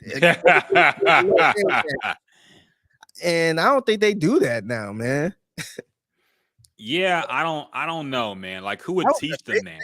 That was a big thing when I was kids. Just being on the playground and seeing girls, do those steps and double dutching and the little hand clap games and all that stuff. There's a bunch of shit as a kid. Like, remember yo-yos? When's the last time you seen a yo-yo, dog? There was a time, I want to say close to middle school, when there was like a yo-yo revolution. Yeah. And a bunch of cool yo-yos were coming out. They had like motors in them and shit. So they lit up. Yeah, they were crazy yo-yos. Everybody would have it would be like a contest to see who had the cleanest yo-yo. Yeah, who could sleep the longest. Yeah.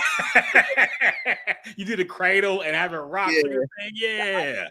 Eiffel Tower. I was doing all that, man. That's the yo-yos and Pokemon cards got me in the most trouble, man.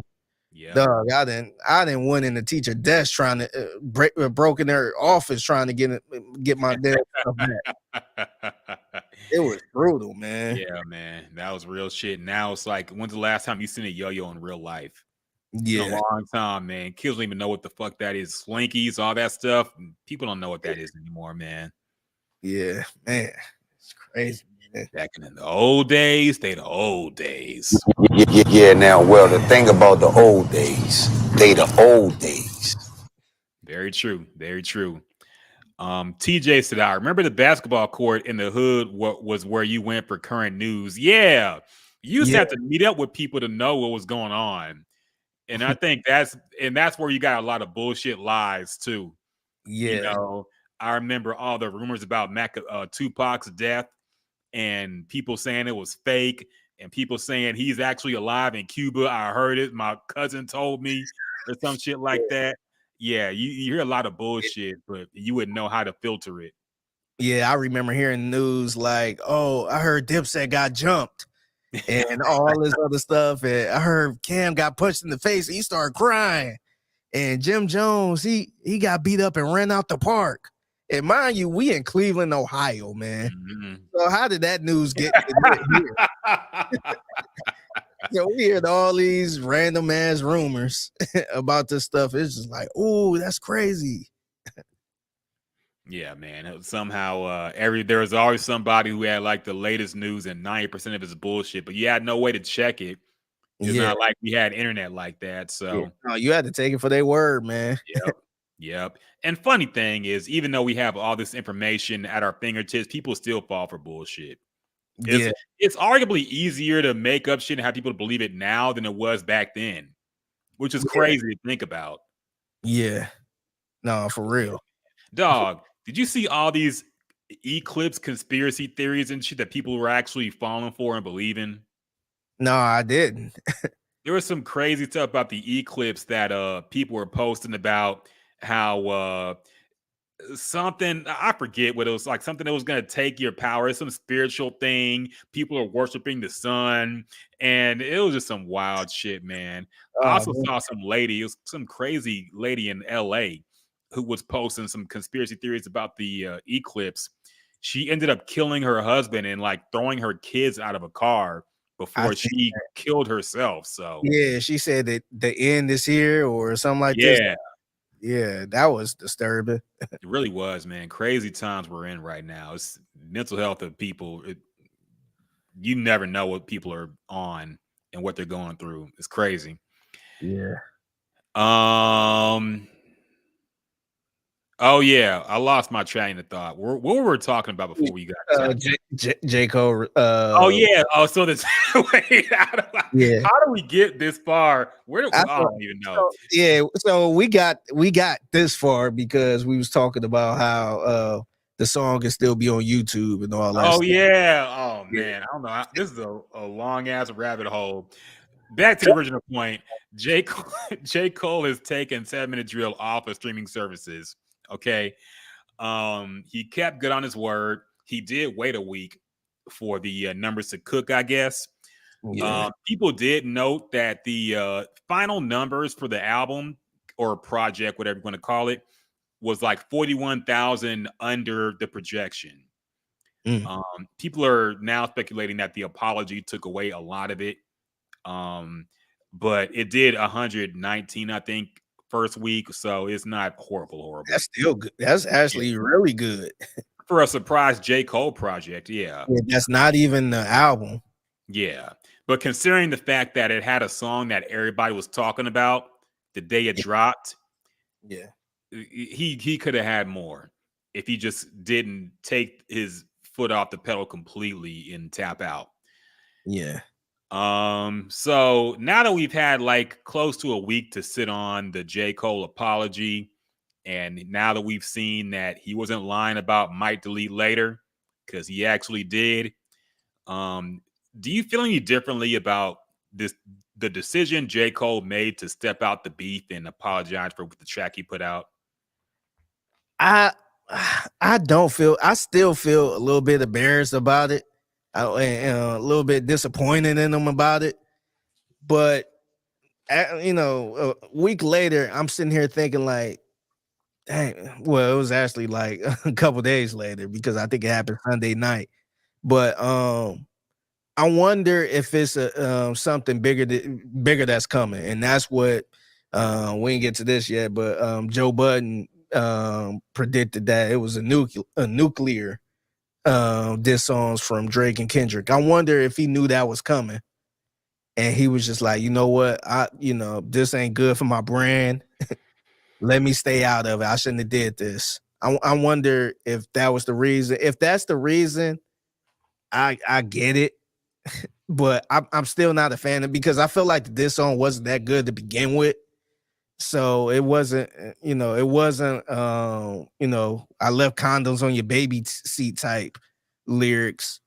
So I just didn't understand. I ain't get the apology. Not, and this is the other thing too.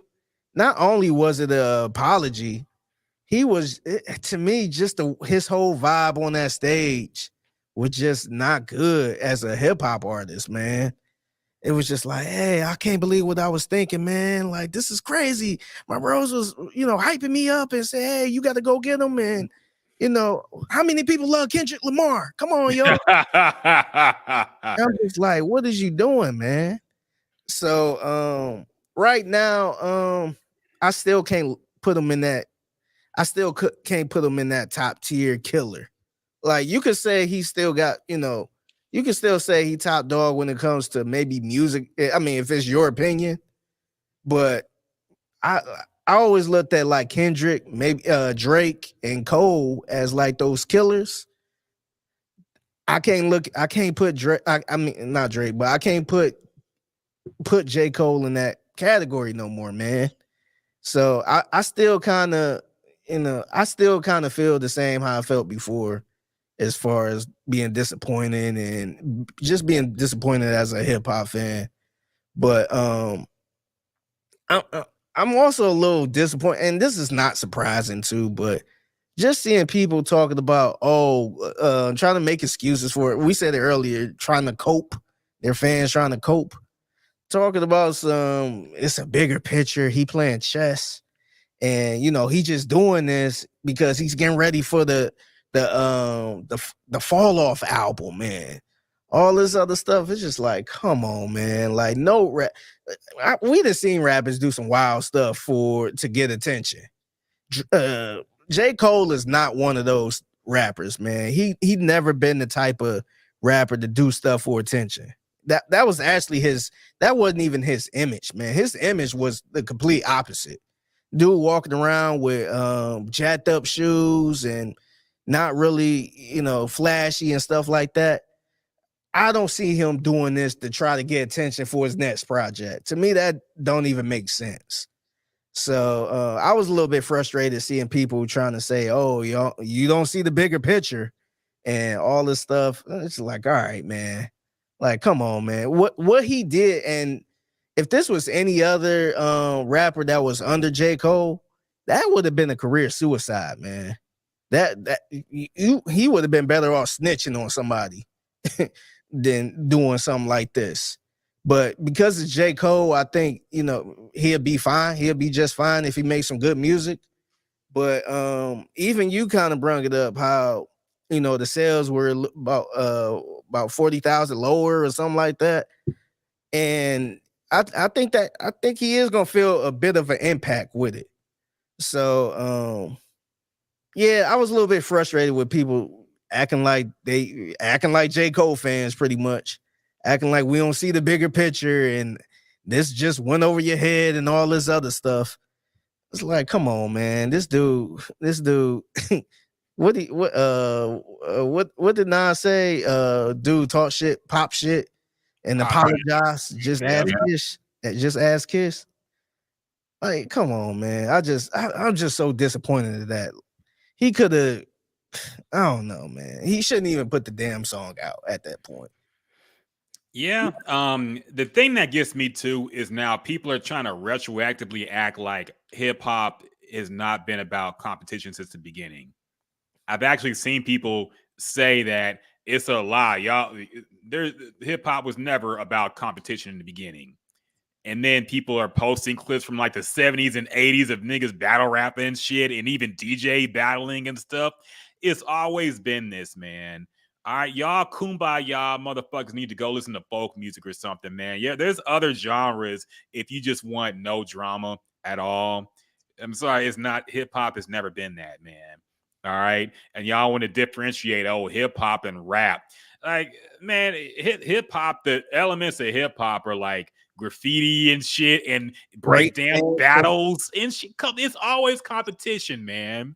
It's competition. It's whose crew was the livest. It's who was the better MC, who was the better DJ. It was always competition, man.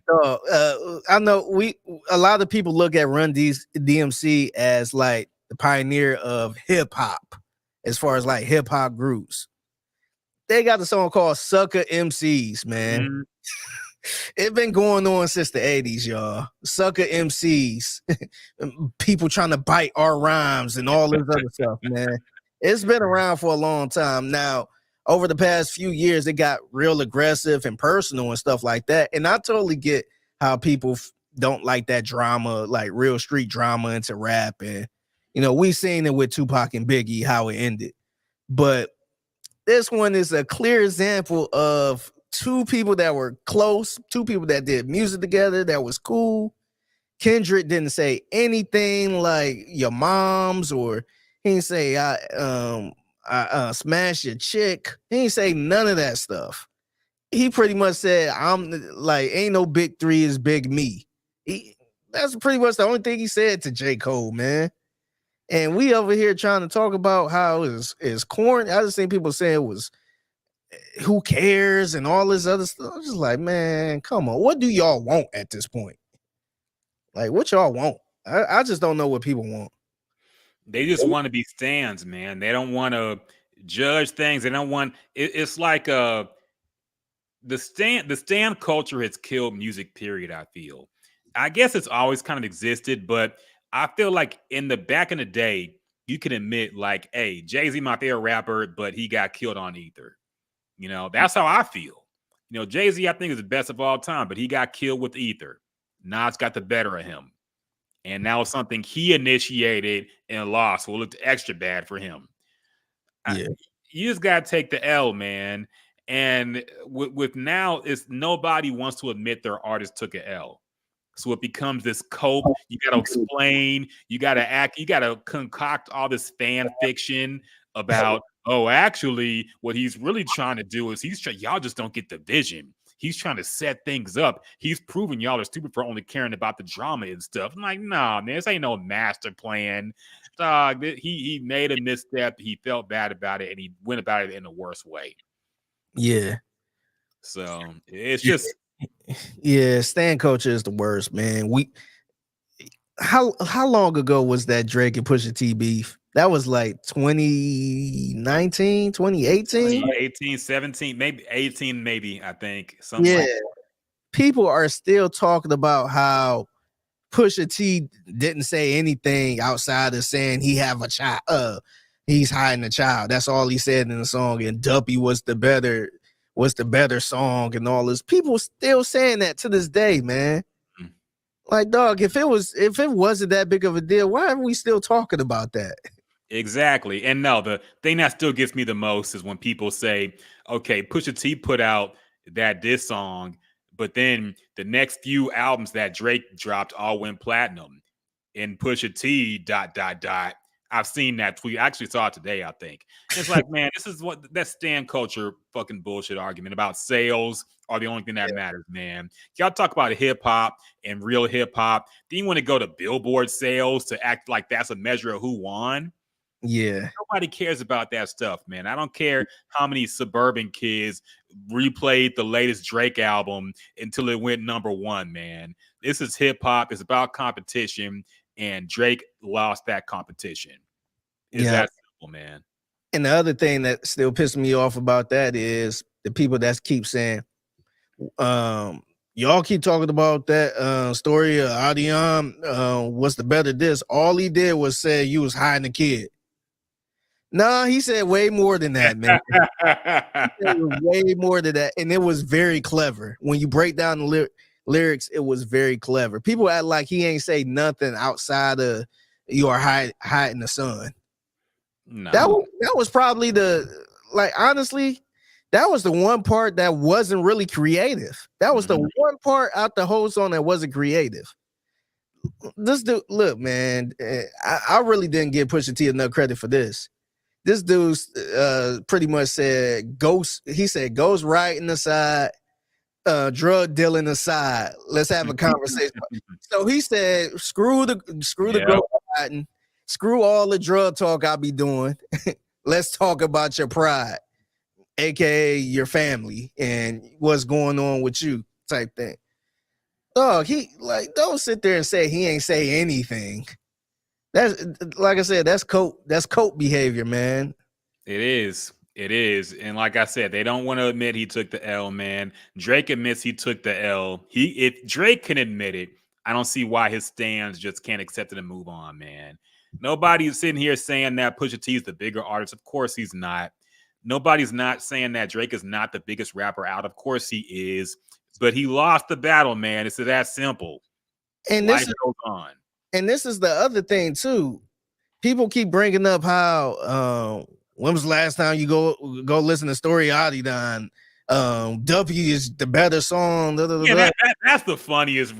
Now people stand in the Duppy freestyle more. It's the better song, and then it's like, are we judging? So, like, all right, if Pusha T used a Jay-Z beat, man, clearly he was trying to get off. Otherwise, he would have got Pharrell. He could have got the Neptunes, or he could have got Kanye if he wanted to make a hit song. He wasn't trying to make a hit song. He was getting straight to the point, man. And that's why he used that story. What was the song? The story of OJ. Speaking of which, yeah. Somebody asked Jay-Z how he feels about OJ today, man. I'm not black, I'm OJ. Okay. But that song is embarrassing to listen to now, man. That song is so corny. I don't know why I liked it when it first came out. Which one is worse, that one or I don't pop Molly, I rock Tom Ford's? Oh, the Tom Ford song, without a doubt. That might be the worst Jay-Z song of all time, man. It's up there, man. It's top 3 worst Jay-Z song. The beat, I don't like the beat. And look, I like that album more than probably a lot of people. But that song is an automatic skip, man. Yeah, I don't know. I don't even want to. If it weren't for people trying to defend it, I would like it just wipe it from memory and pretend it didn't exist, man. It's that bad. But yeah, to be honest, a lot of 444 has not aged well for me. There's a couple good songs, but Story of OJ, I can't go back to that song, man. It's too corny. I can't fuck with it. Yeah. But anyway, not to get sidetracked. Yeah, anyway, Pusha T, his goal wasn't to make a hit song, man. He achieved his goal, was to get under Drake's skin, man, and he did. And Drake apologized to LeBron for it. Yeah, and now LeBron over here is singing Kendrick beef disses, man. So what Drake got to respond, man. He got to retaliate. Now we got to bring up the prediction, man. You predicted that Drake would drop something today, and he didn't. It's still been radio silence from his camp. Actually, let's go ahead and play this clip from the Joe Budden show where I think I put it. Where did I put it? Shit, I thought I had it. Fuck. I thought I put the link up in here. Fuck, man. Anyway, so Joe Budden said that actually, let me just look it up real quick. It'll take a couple seconds. He is predicting that there's some disses coming from both camps and that he's heard things. Here we go. I found it. Okay. So let's see if Podcast Joe, let's hear his take on what he's been hearing behind the scenes, and his Figgy brought it up earlier that J. Cole, his thinking is that J. Cole may have bowed out because he knows that the beef between Kendrick and Drake is going to get serious, and that's why. But here's what he had to say about possible upcoming songs or responses from Drake and Kendrick. So I'm going to tell you this. Get out the way. whatever little rappy shit you thought was going on, it's not that, and something is coming. I think that J. Cole knows that from either Kendrick or Drake or both. And it was time to bow out because now we are no longer in the first round. Main event time. We are no longer in the first or second round of this thing. Kendrick has earned himself a bye with Cole's apology. But I think that the insiders know, actually, I have it on good information. I have it on good information that both sides went in the booth and came out. They're ready. And what I'm hearing about both sides is that it's nuclear. It's up. I'm hearing this from people that can rap. So I want to come in here and say that speculation time is over. Debate time is over. I've been saying for a few pods now that I've seen absolutely nothing from Drake to get me excited enough to think that he will be capable of doing what needs to be done against the likes of a Kendrick Lamar. I'm here to say that there's no longer any need for me to instigate anything. We're here. And apparently, Drake is he did it. And people heard it. I wouldn't be surprised. I hope he's... When do you think you drop it? Just curious. I heard it. I think it's coming. I heard it. I think it's coming. I heard it's coming Friday. Yeah. I heard it's bad. Hold on, prize picks. I'll be right back. The relationship will be fine. Just give it a minute. But just breathe. We are finally here. And the thing about this one, like the same way we thought we were here with Cole. Cry. No, we're gonna get this one. Both sides want this one. I could cry.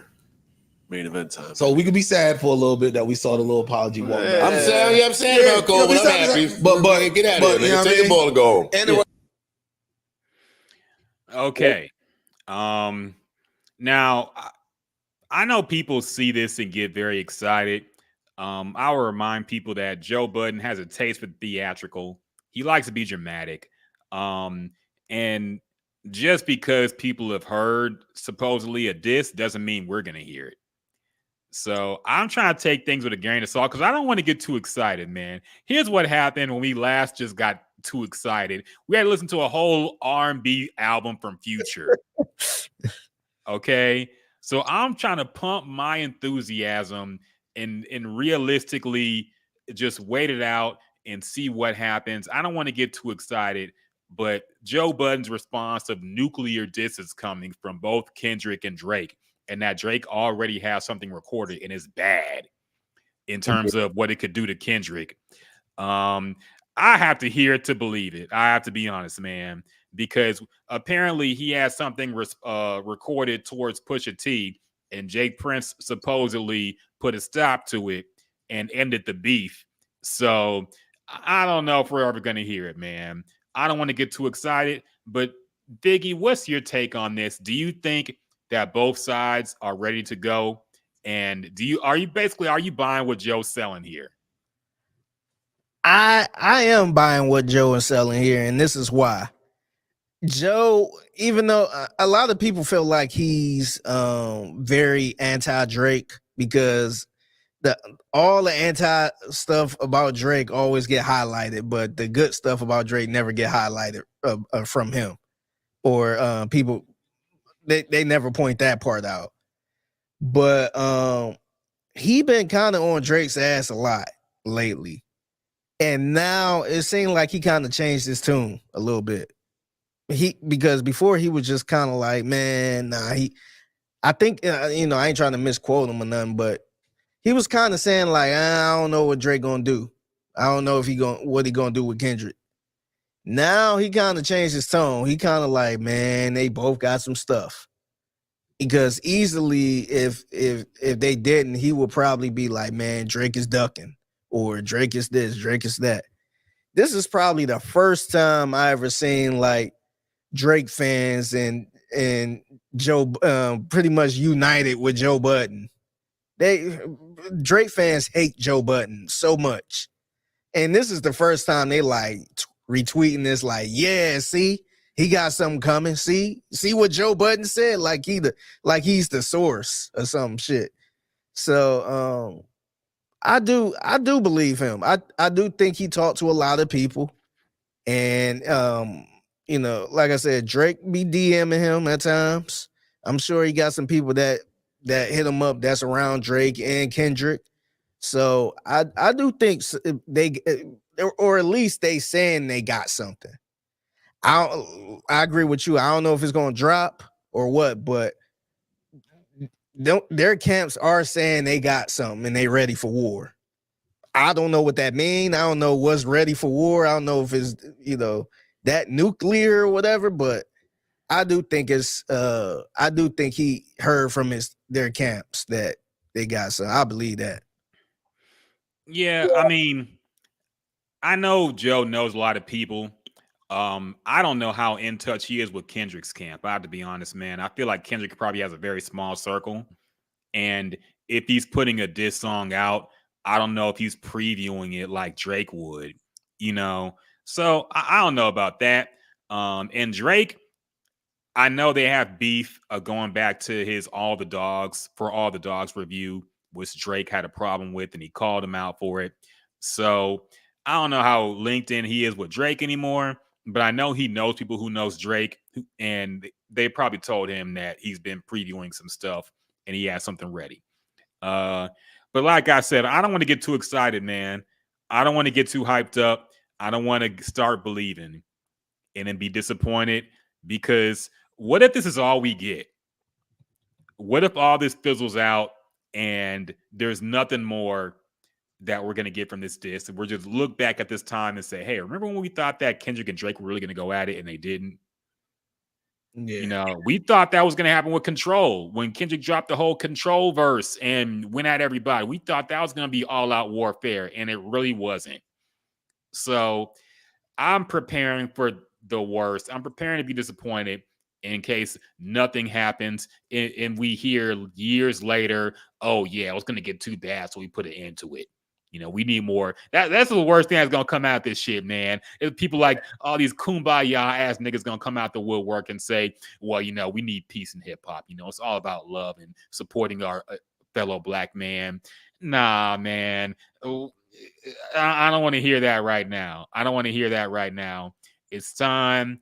I want to hear the war of the words. And if we don't get it, I'll be disappointed, but I'm not going to hold out hope for, oh, it's coming this week. Oh, it's coming next week.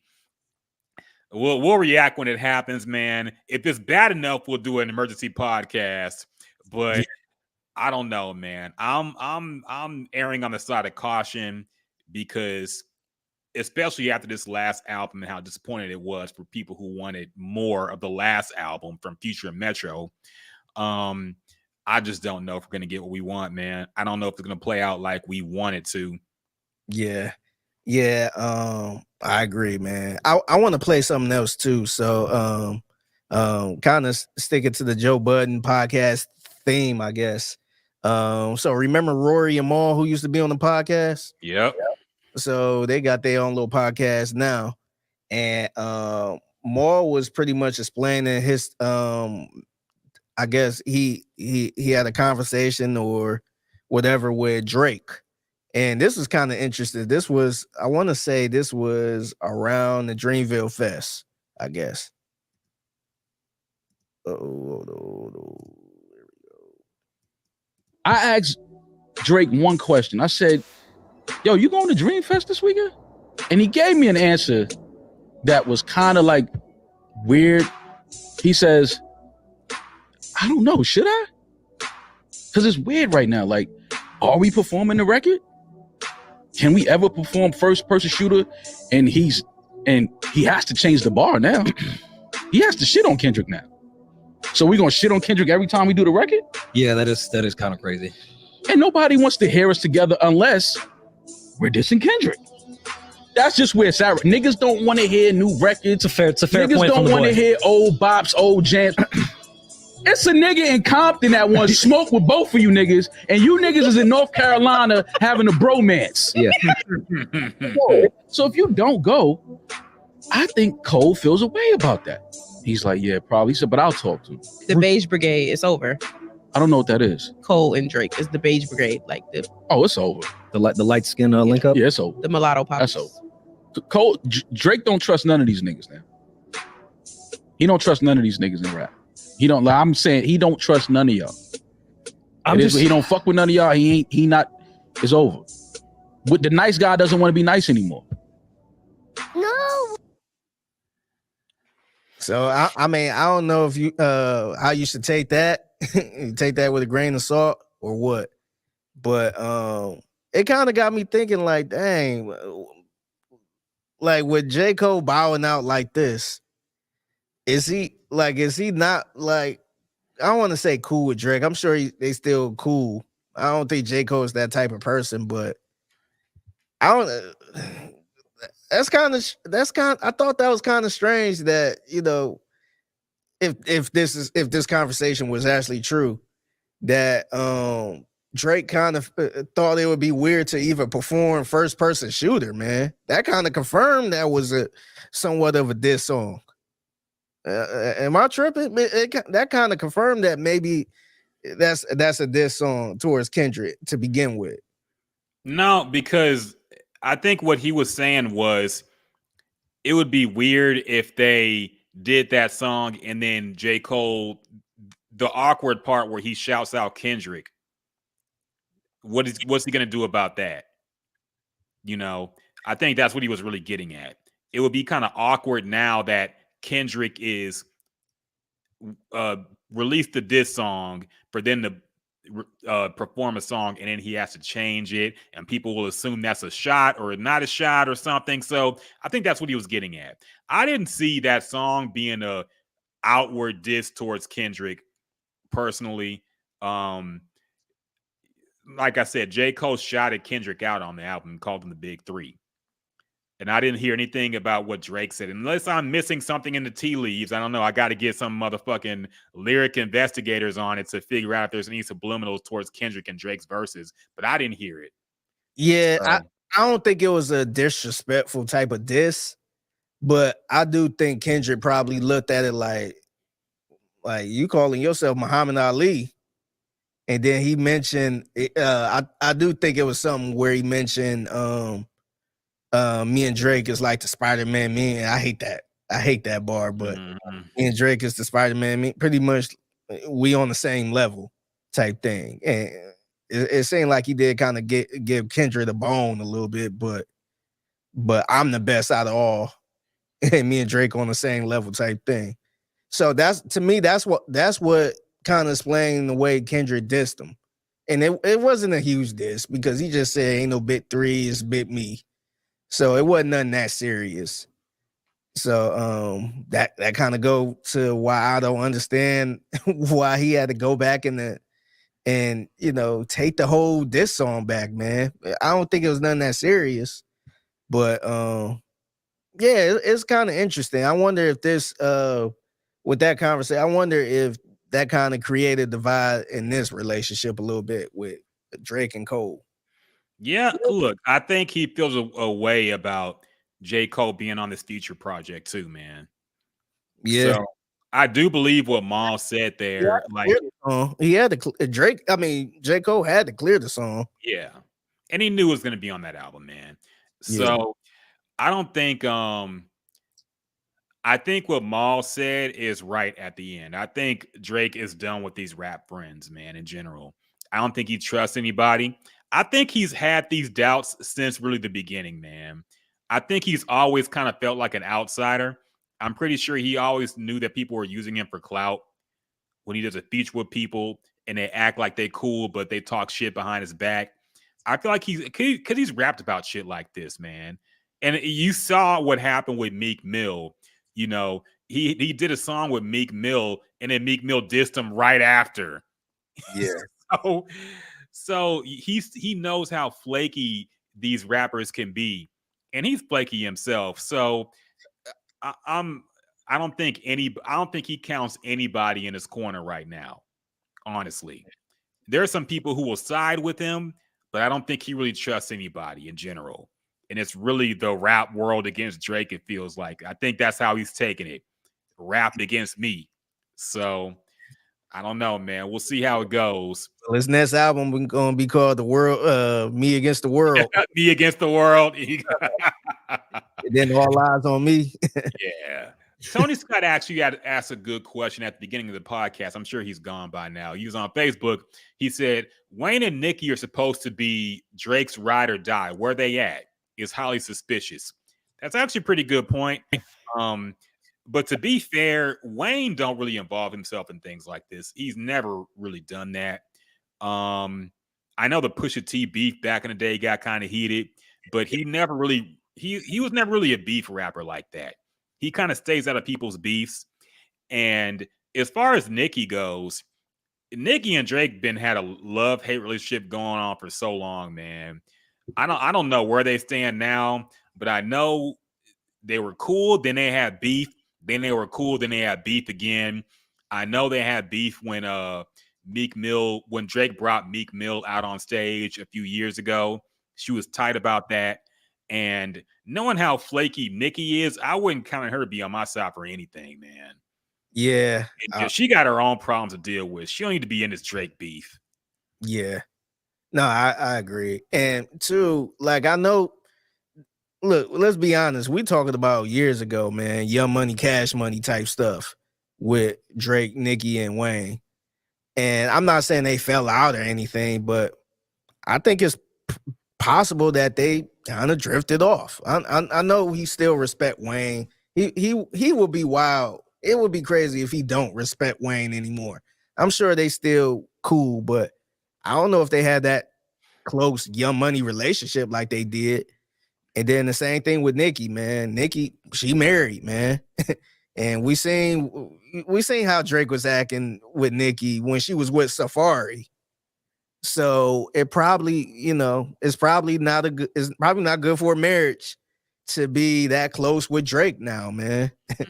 I know they could have a music relationship. I'm sure they could send songs to get to each other and stuff like that, but it's probably better. It's kind of like, and I wouldn't say they had a relationship, like a real a dating relationship, but sometimes you probably been through this before in life where one girl you kind of messed with a little bit, but wasn't really official.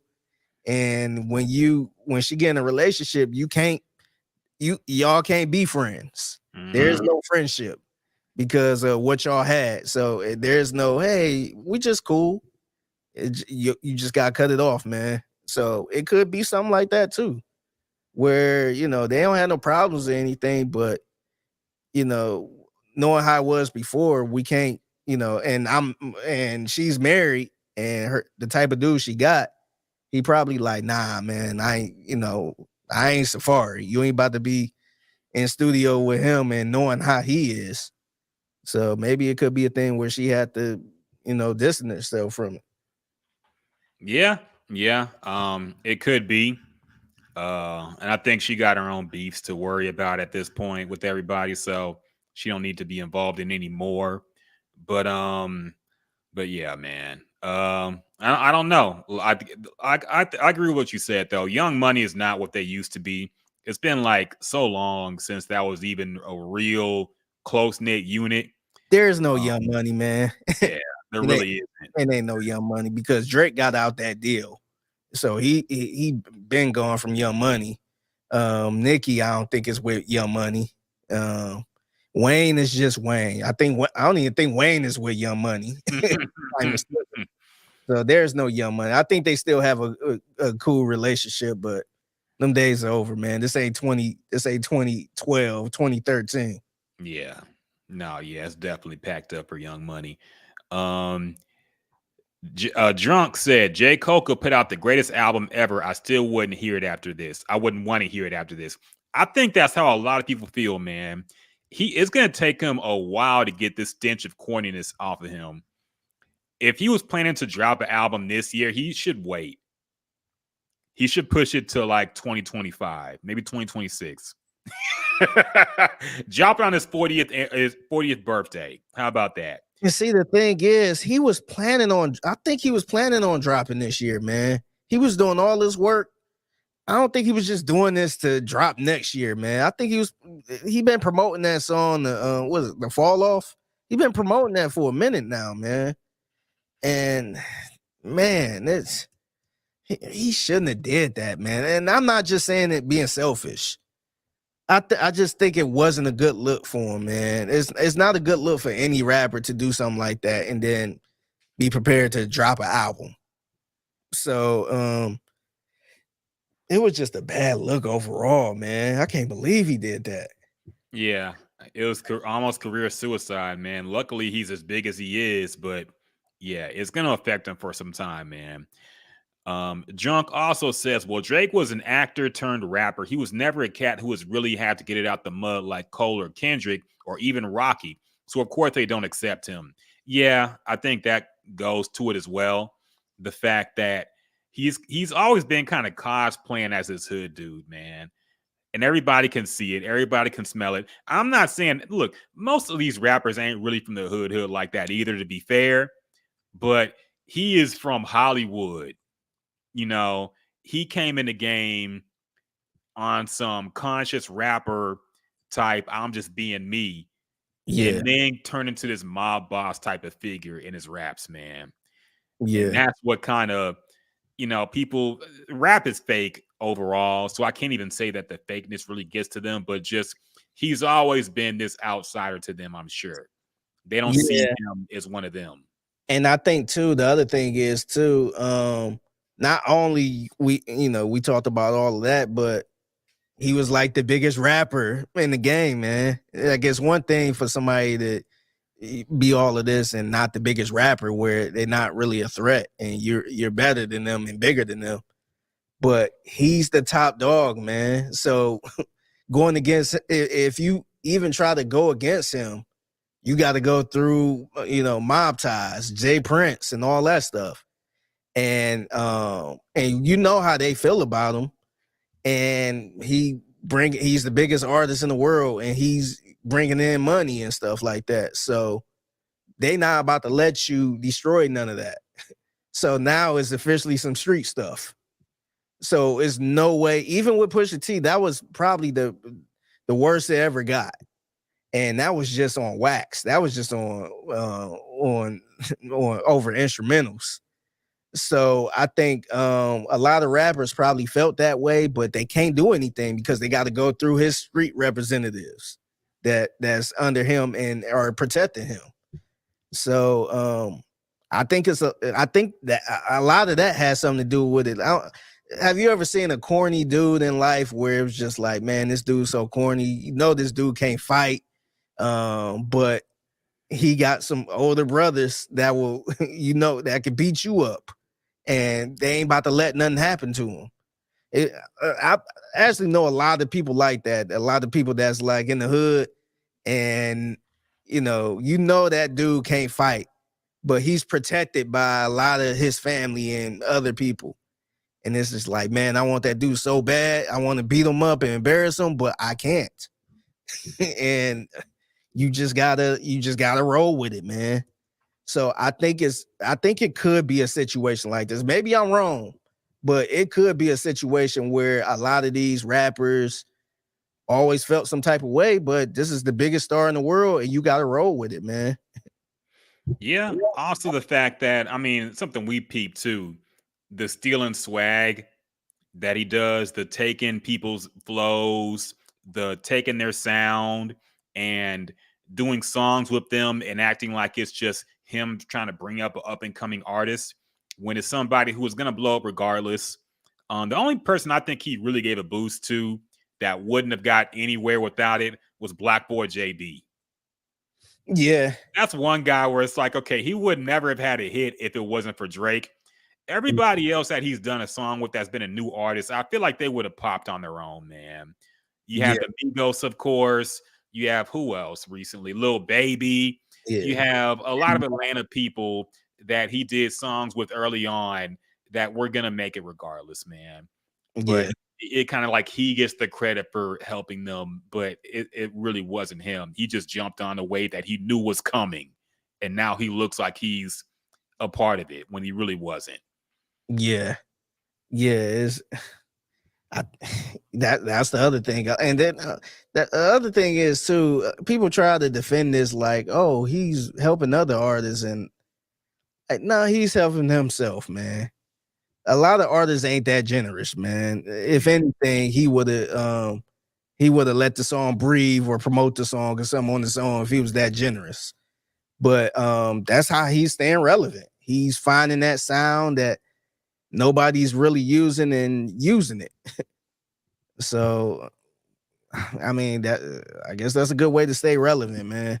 Yeah, and like I'll admit he's good at that. He's good at finding what's coming up that we haven't heard of and jumping on it first. You Yeah. know, but like I said, those people would have popped up regardless or popped off regardless without his help. So Yeah, even the whole Sexy Red thing, man. He's riding that wave. Yeah, Drunk said Drake's ride or die right now is Sexy Red. Yeah, probably at this point. That's probably his closest friend in rap. So maybe she needs to go to war with him. I don't know. Did anything else? That might be about it. I feel like we've done a lot of podcasts in a short amount of time, man. But we did one on Sunday. We did an emergency one on Monday. And this is our regular Friday one. But we've given y'all a lot of content. I don't know if anything else happened this week, though, man. We might have to wrap this up. Yeah, I've been trying to check to make sure he ain't dropped nothing. Yeah, dog. Wouldn't that be the worst? I see Aubrey trending. Let's see what that's about. Okay, stupid ass jokes. Whatever. Yeah. I don't want to end it and then some shit happens. Yeah, because like I know Drake ain't dropped the song yet, but I think it could be possible he dropped this weekend or something like that where he can kind of mess up the Future and Metro Boomin album, because that was kind of my prediction where he might step on their release, and if he released like a little 4-pack or 5-pack or something like that where it's kind of similar to this, but yeah, had that one little diss song on there where he talking his talk. I think that could screw up the numbers a little bit, but so that still ain't out the question. But yeah, I don't see anything now. Yeah, I'm double checking. Oh man, the Astros getting whooped, by the way. Man, I know we gotta go, man, but can we it's been a good run for the Astros, man. And They're getting smoked. I just saw a tweet. It said free jumbo jack unlocked. The Astros scored 3 runs. Slide in the Jack in the Box for a free jumbo jack with any large Coca-Cola purchase with the code GOASTROS24. Yeah, we just did the sponsorship. Come pay us, Burger King or Jack in the Box. The score is 12-3. Astros 3, Rangers 12. This is sad, man. Yeah, the dynasty is officially over. Yesterday or Wednesday, they lost to the Royals 11-2. Was it 11-2? I thought it was 12-3. No, it was it was 11-2 on Wednesday. No, it was 11-2 on Wednesday, 13-3 on yesterday. Yeah. So yeah, man. Do they have anybody pitching? Like, what's going on, man? Is it just a batting practice machine out there? What's going on, man? Man, it's sad, man. I'm gonna have to adjust this little intro we got at the beginning, man. We've said that. We said that last year, and they got pretty far. Oh, man, this is embarrassing now, man. I'm gonna have to put some Houston Texans or Andre Johnson or something up there, man. This is embarrassing, man. Dre Eagle says we sacrificing the Astros so the Texans can come up. Yeah, I thought it was going to be the Rockets and the Texans, but then the Rockets got eliminated from the playoffs. I thought they were doing good, man. Y'all be lying to me saying that the Rockets are on the up and up, and I see the next day they got eliminated from the playoffs, and now they suck again. But I think they'll be good in a few years at least. The Texans are what we're keeping our eye on, man. That's where all the faith in Houston sports lies with the Texans right now. This got to be their year because the Astros are not I don't see them doing anything this year, man. This is a rough start, to say the least. How many games have they won so far? 3? The Astros? 4. They're 4-10. Yeah, man. Man, this is rough, man. Yeah. And this is in the middle of the 7th, by the way. This ain't even the final score. What is going on, man? Ernesto, what's going on, Ernesto? Explain what's going on with the Astros, man. We're just reacting and depressed over the fall of the dynasty. The dynasty is over, man. Man, I was planning on going to a game sometime soon, man. I might save my money and buy a sandwich. Hey, man, it'll be affordable. You ain't had no problem finding a ticket if this keeps going on. Hey, I mean, would you rather buy a ticket to see this or buy a sandwich? I don't know. I'll get that free jumbo jack. Just give me 3 runs, Astros. That's all I need. Dragon Spitfire said they had the 3rd worst record in baseball. Really? Man, damn, it's rough, man. My thing is, y'all got swept by the Royals, who always been a bad team, who was the worst team last year, I want to say, and now you getting smoked by the Rangers out of all people. Gonna be a rough year, man. Gonna be a rough year. Yeah, damn shame what they did to that dog. Yeah. Yeah, man. So yeah, and on the bright side, hey man, we have the Texans coming up. So all hope is not lost for Houston sports. I mean, the Cougars, maybe they'll do something next year as well in the tournament. But yeah, the Astros are cooked for now, man. It's gonna be a long season of this shit. Yeah, man. All right. Any other special apologies going on, or I don't want to miss it? Yeah, Drake gonna apologize tomorrow, right? So. He's gonna say, "I decided not to drop that song because I want peace in the hip hop world." Yeah. How many people like Kendrick Lamar, y'all?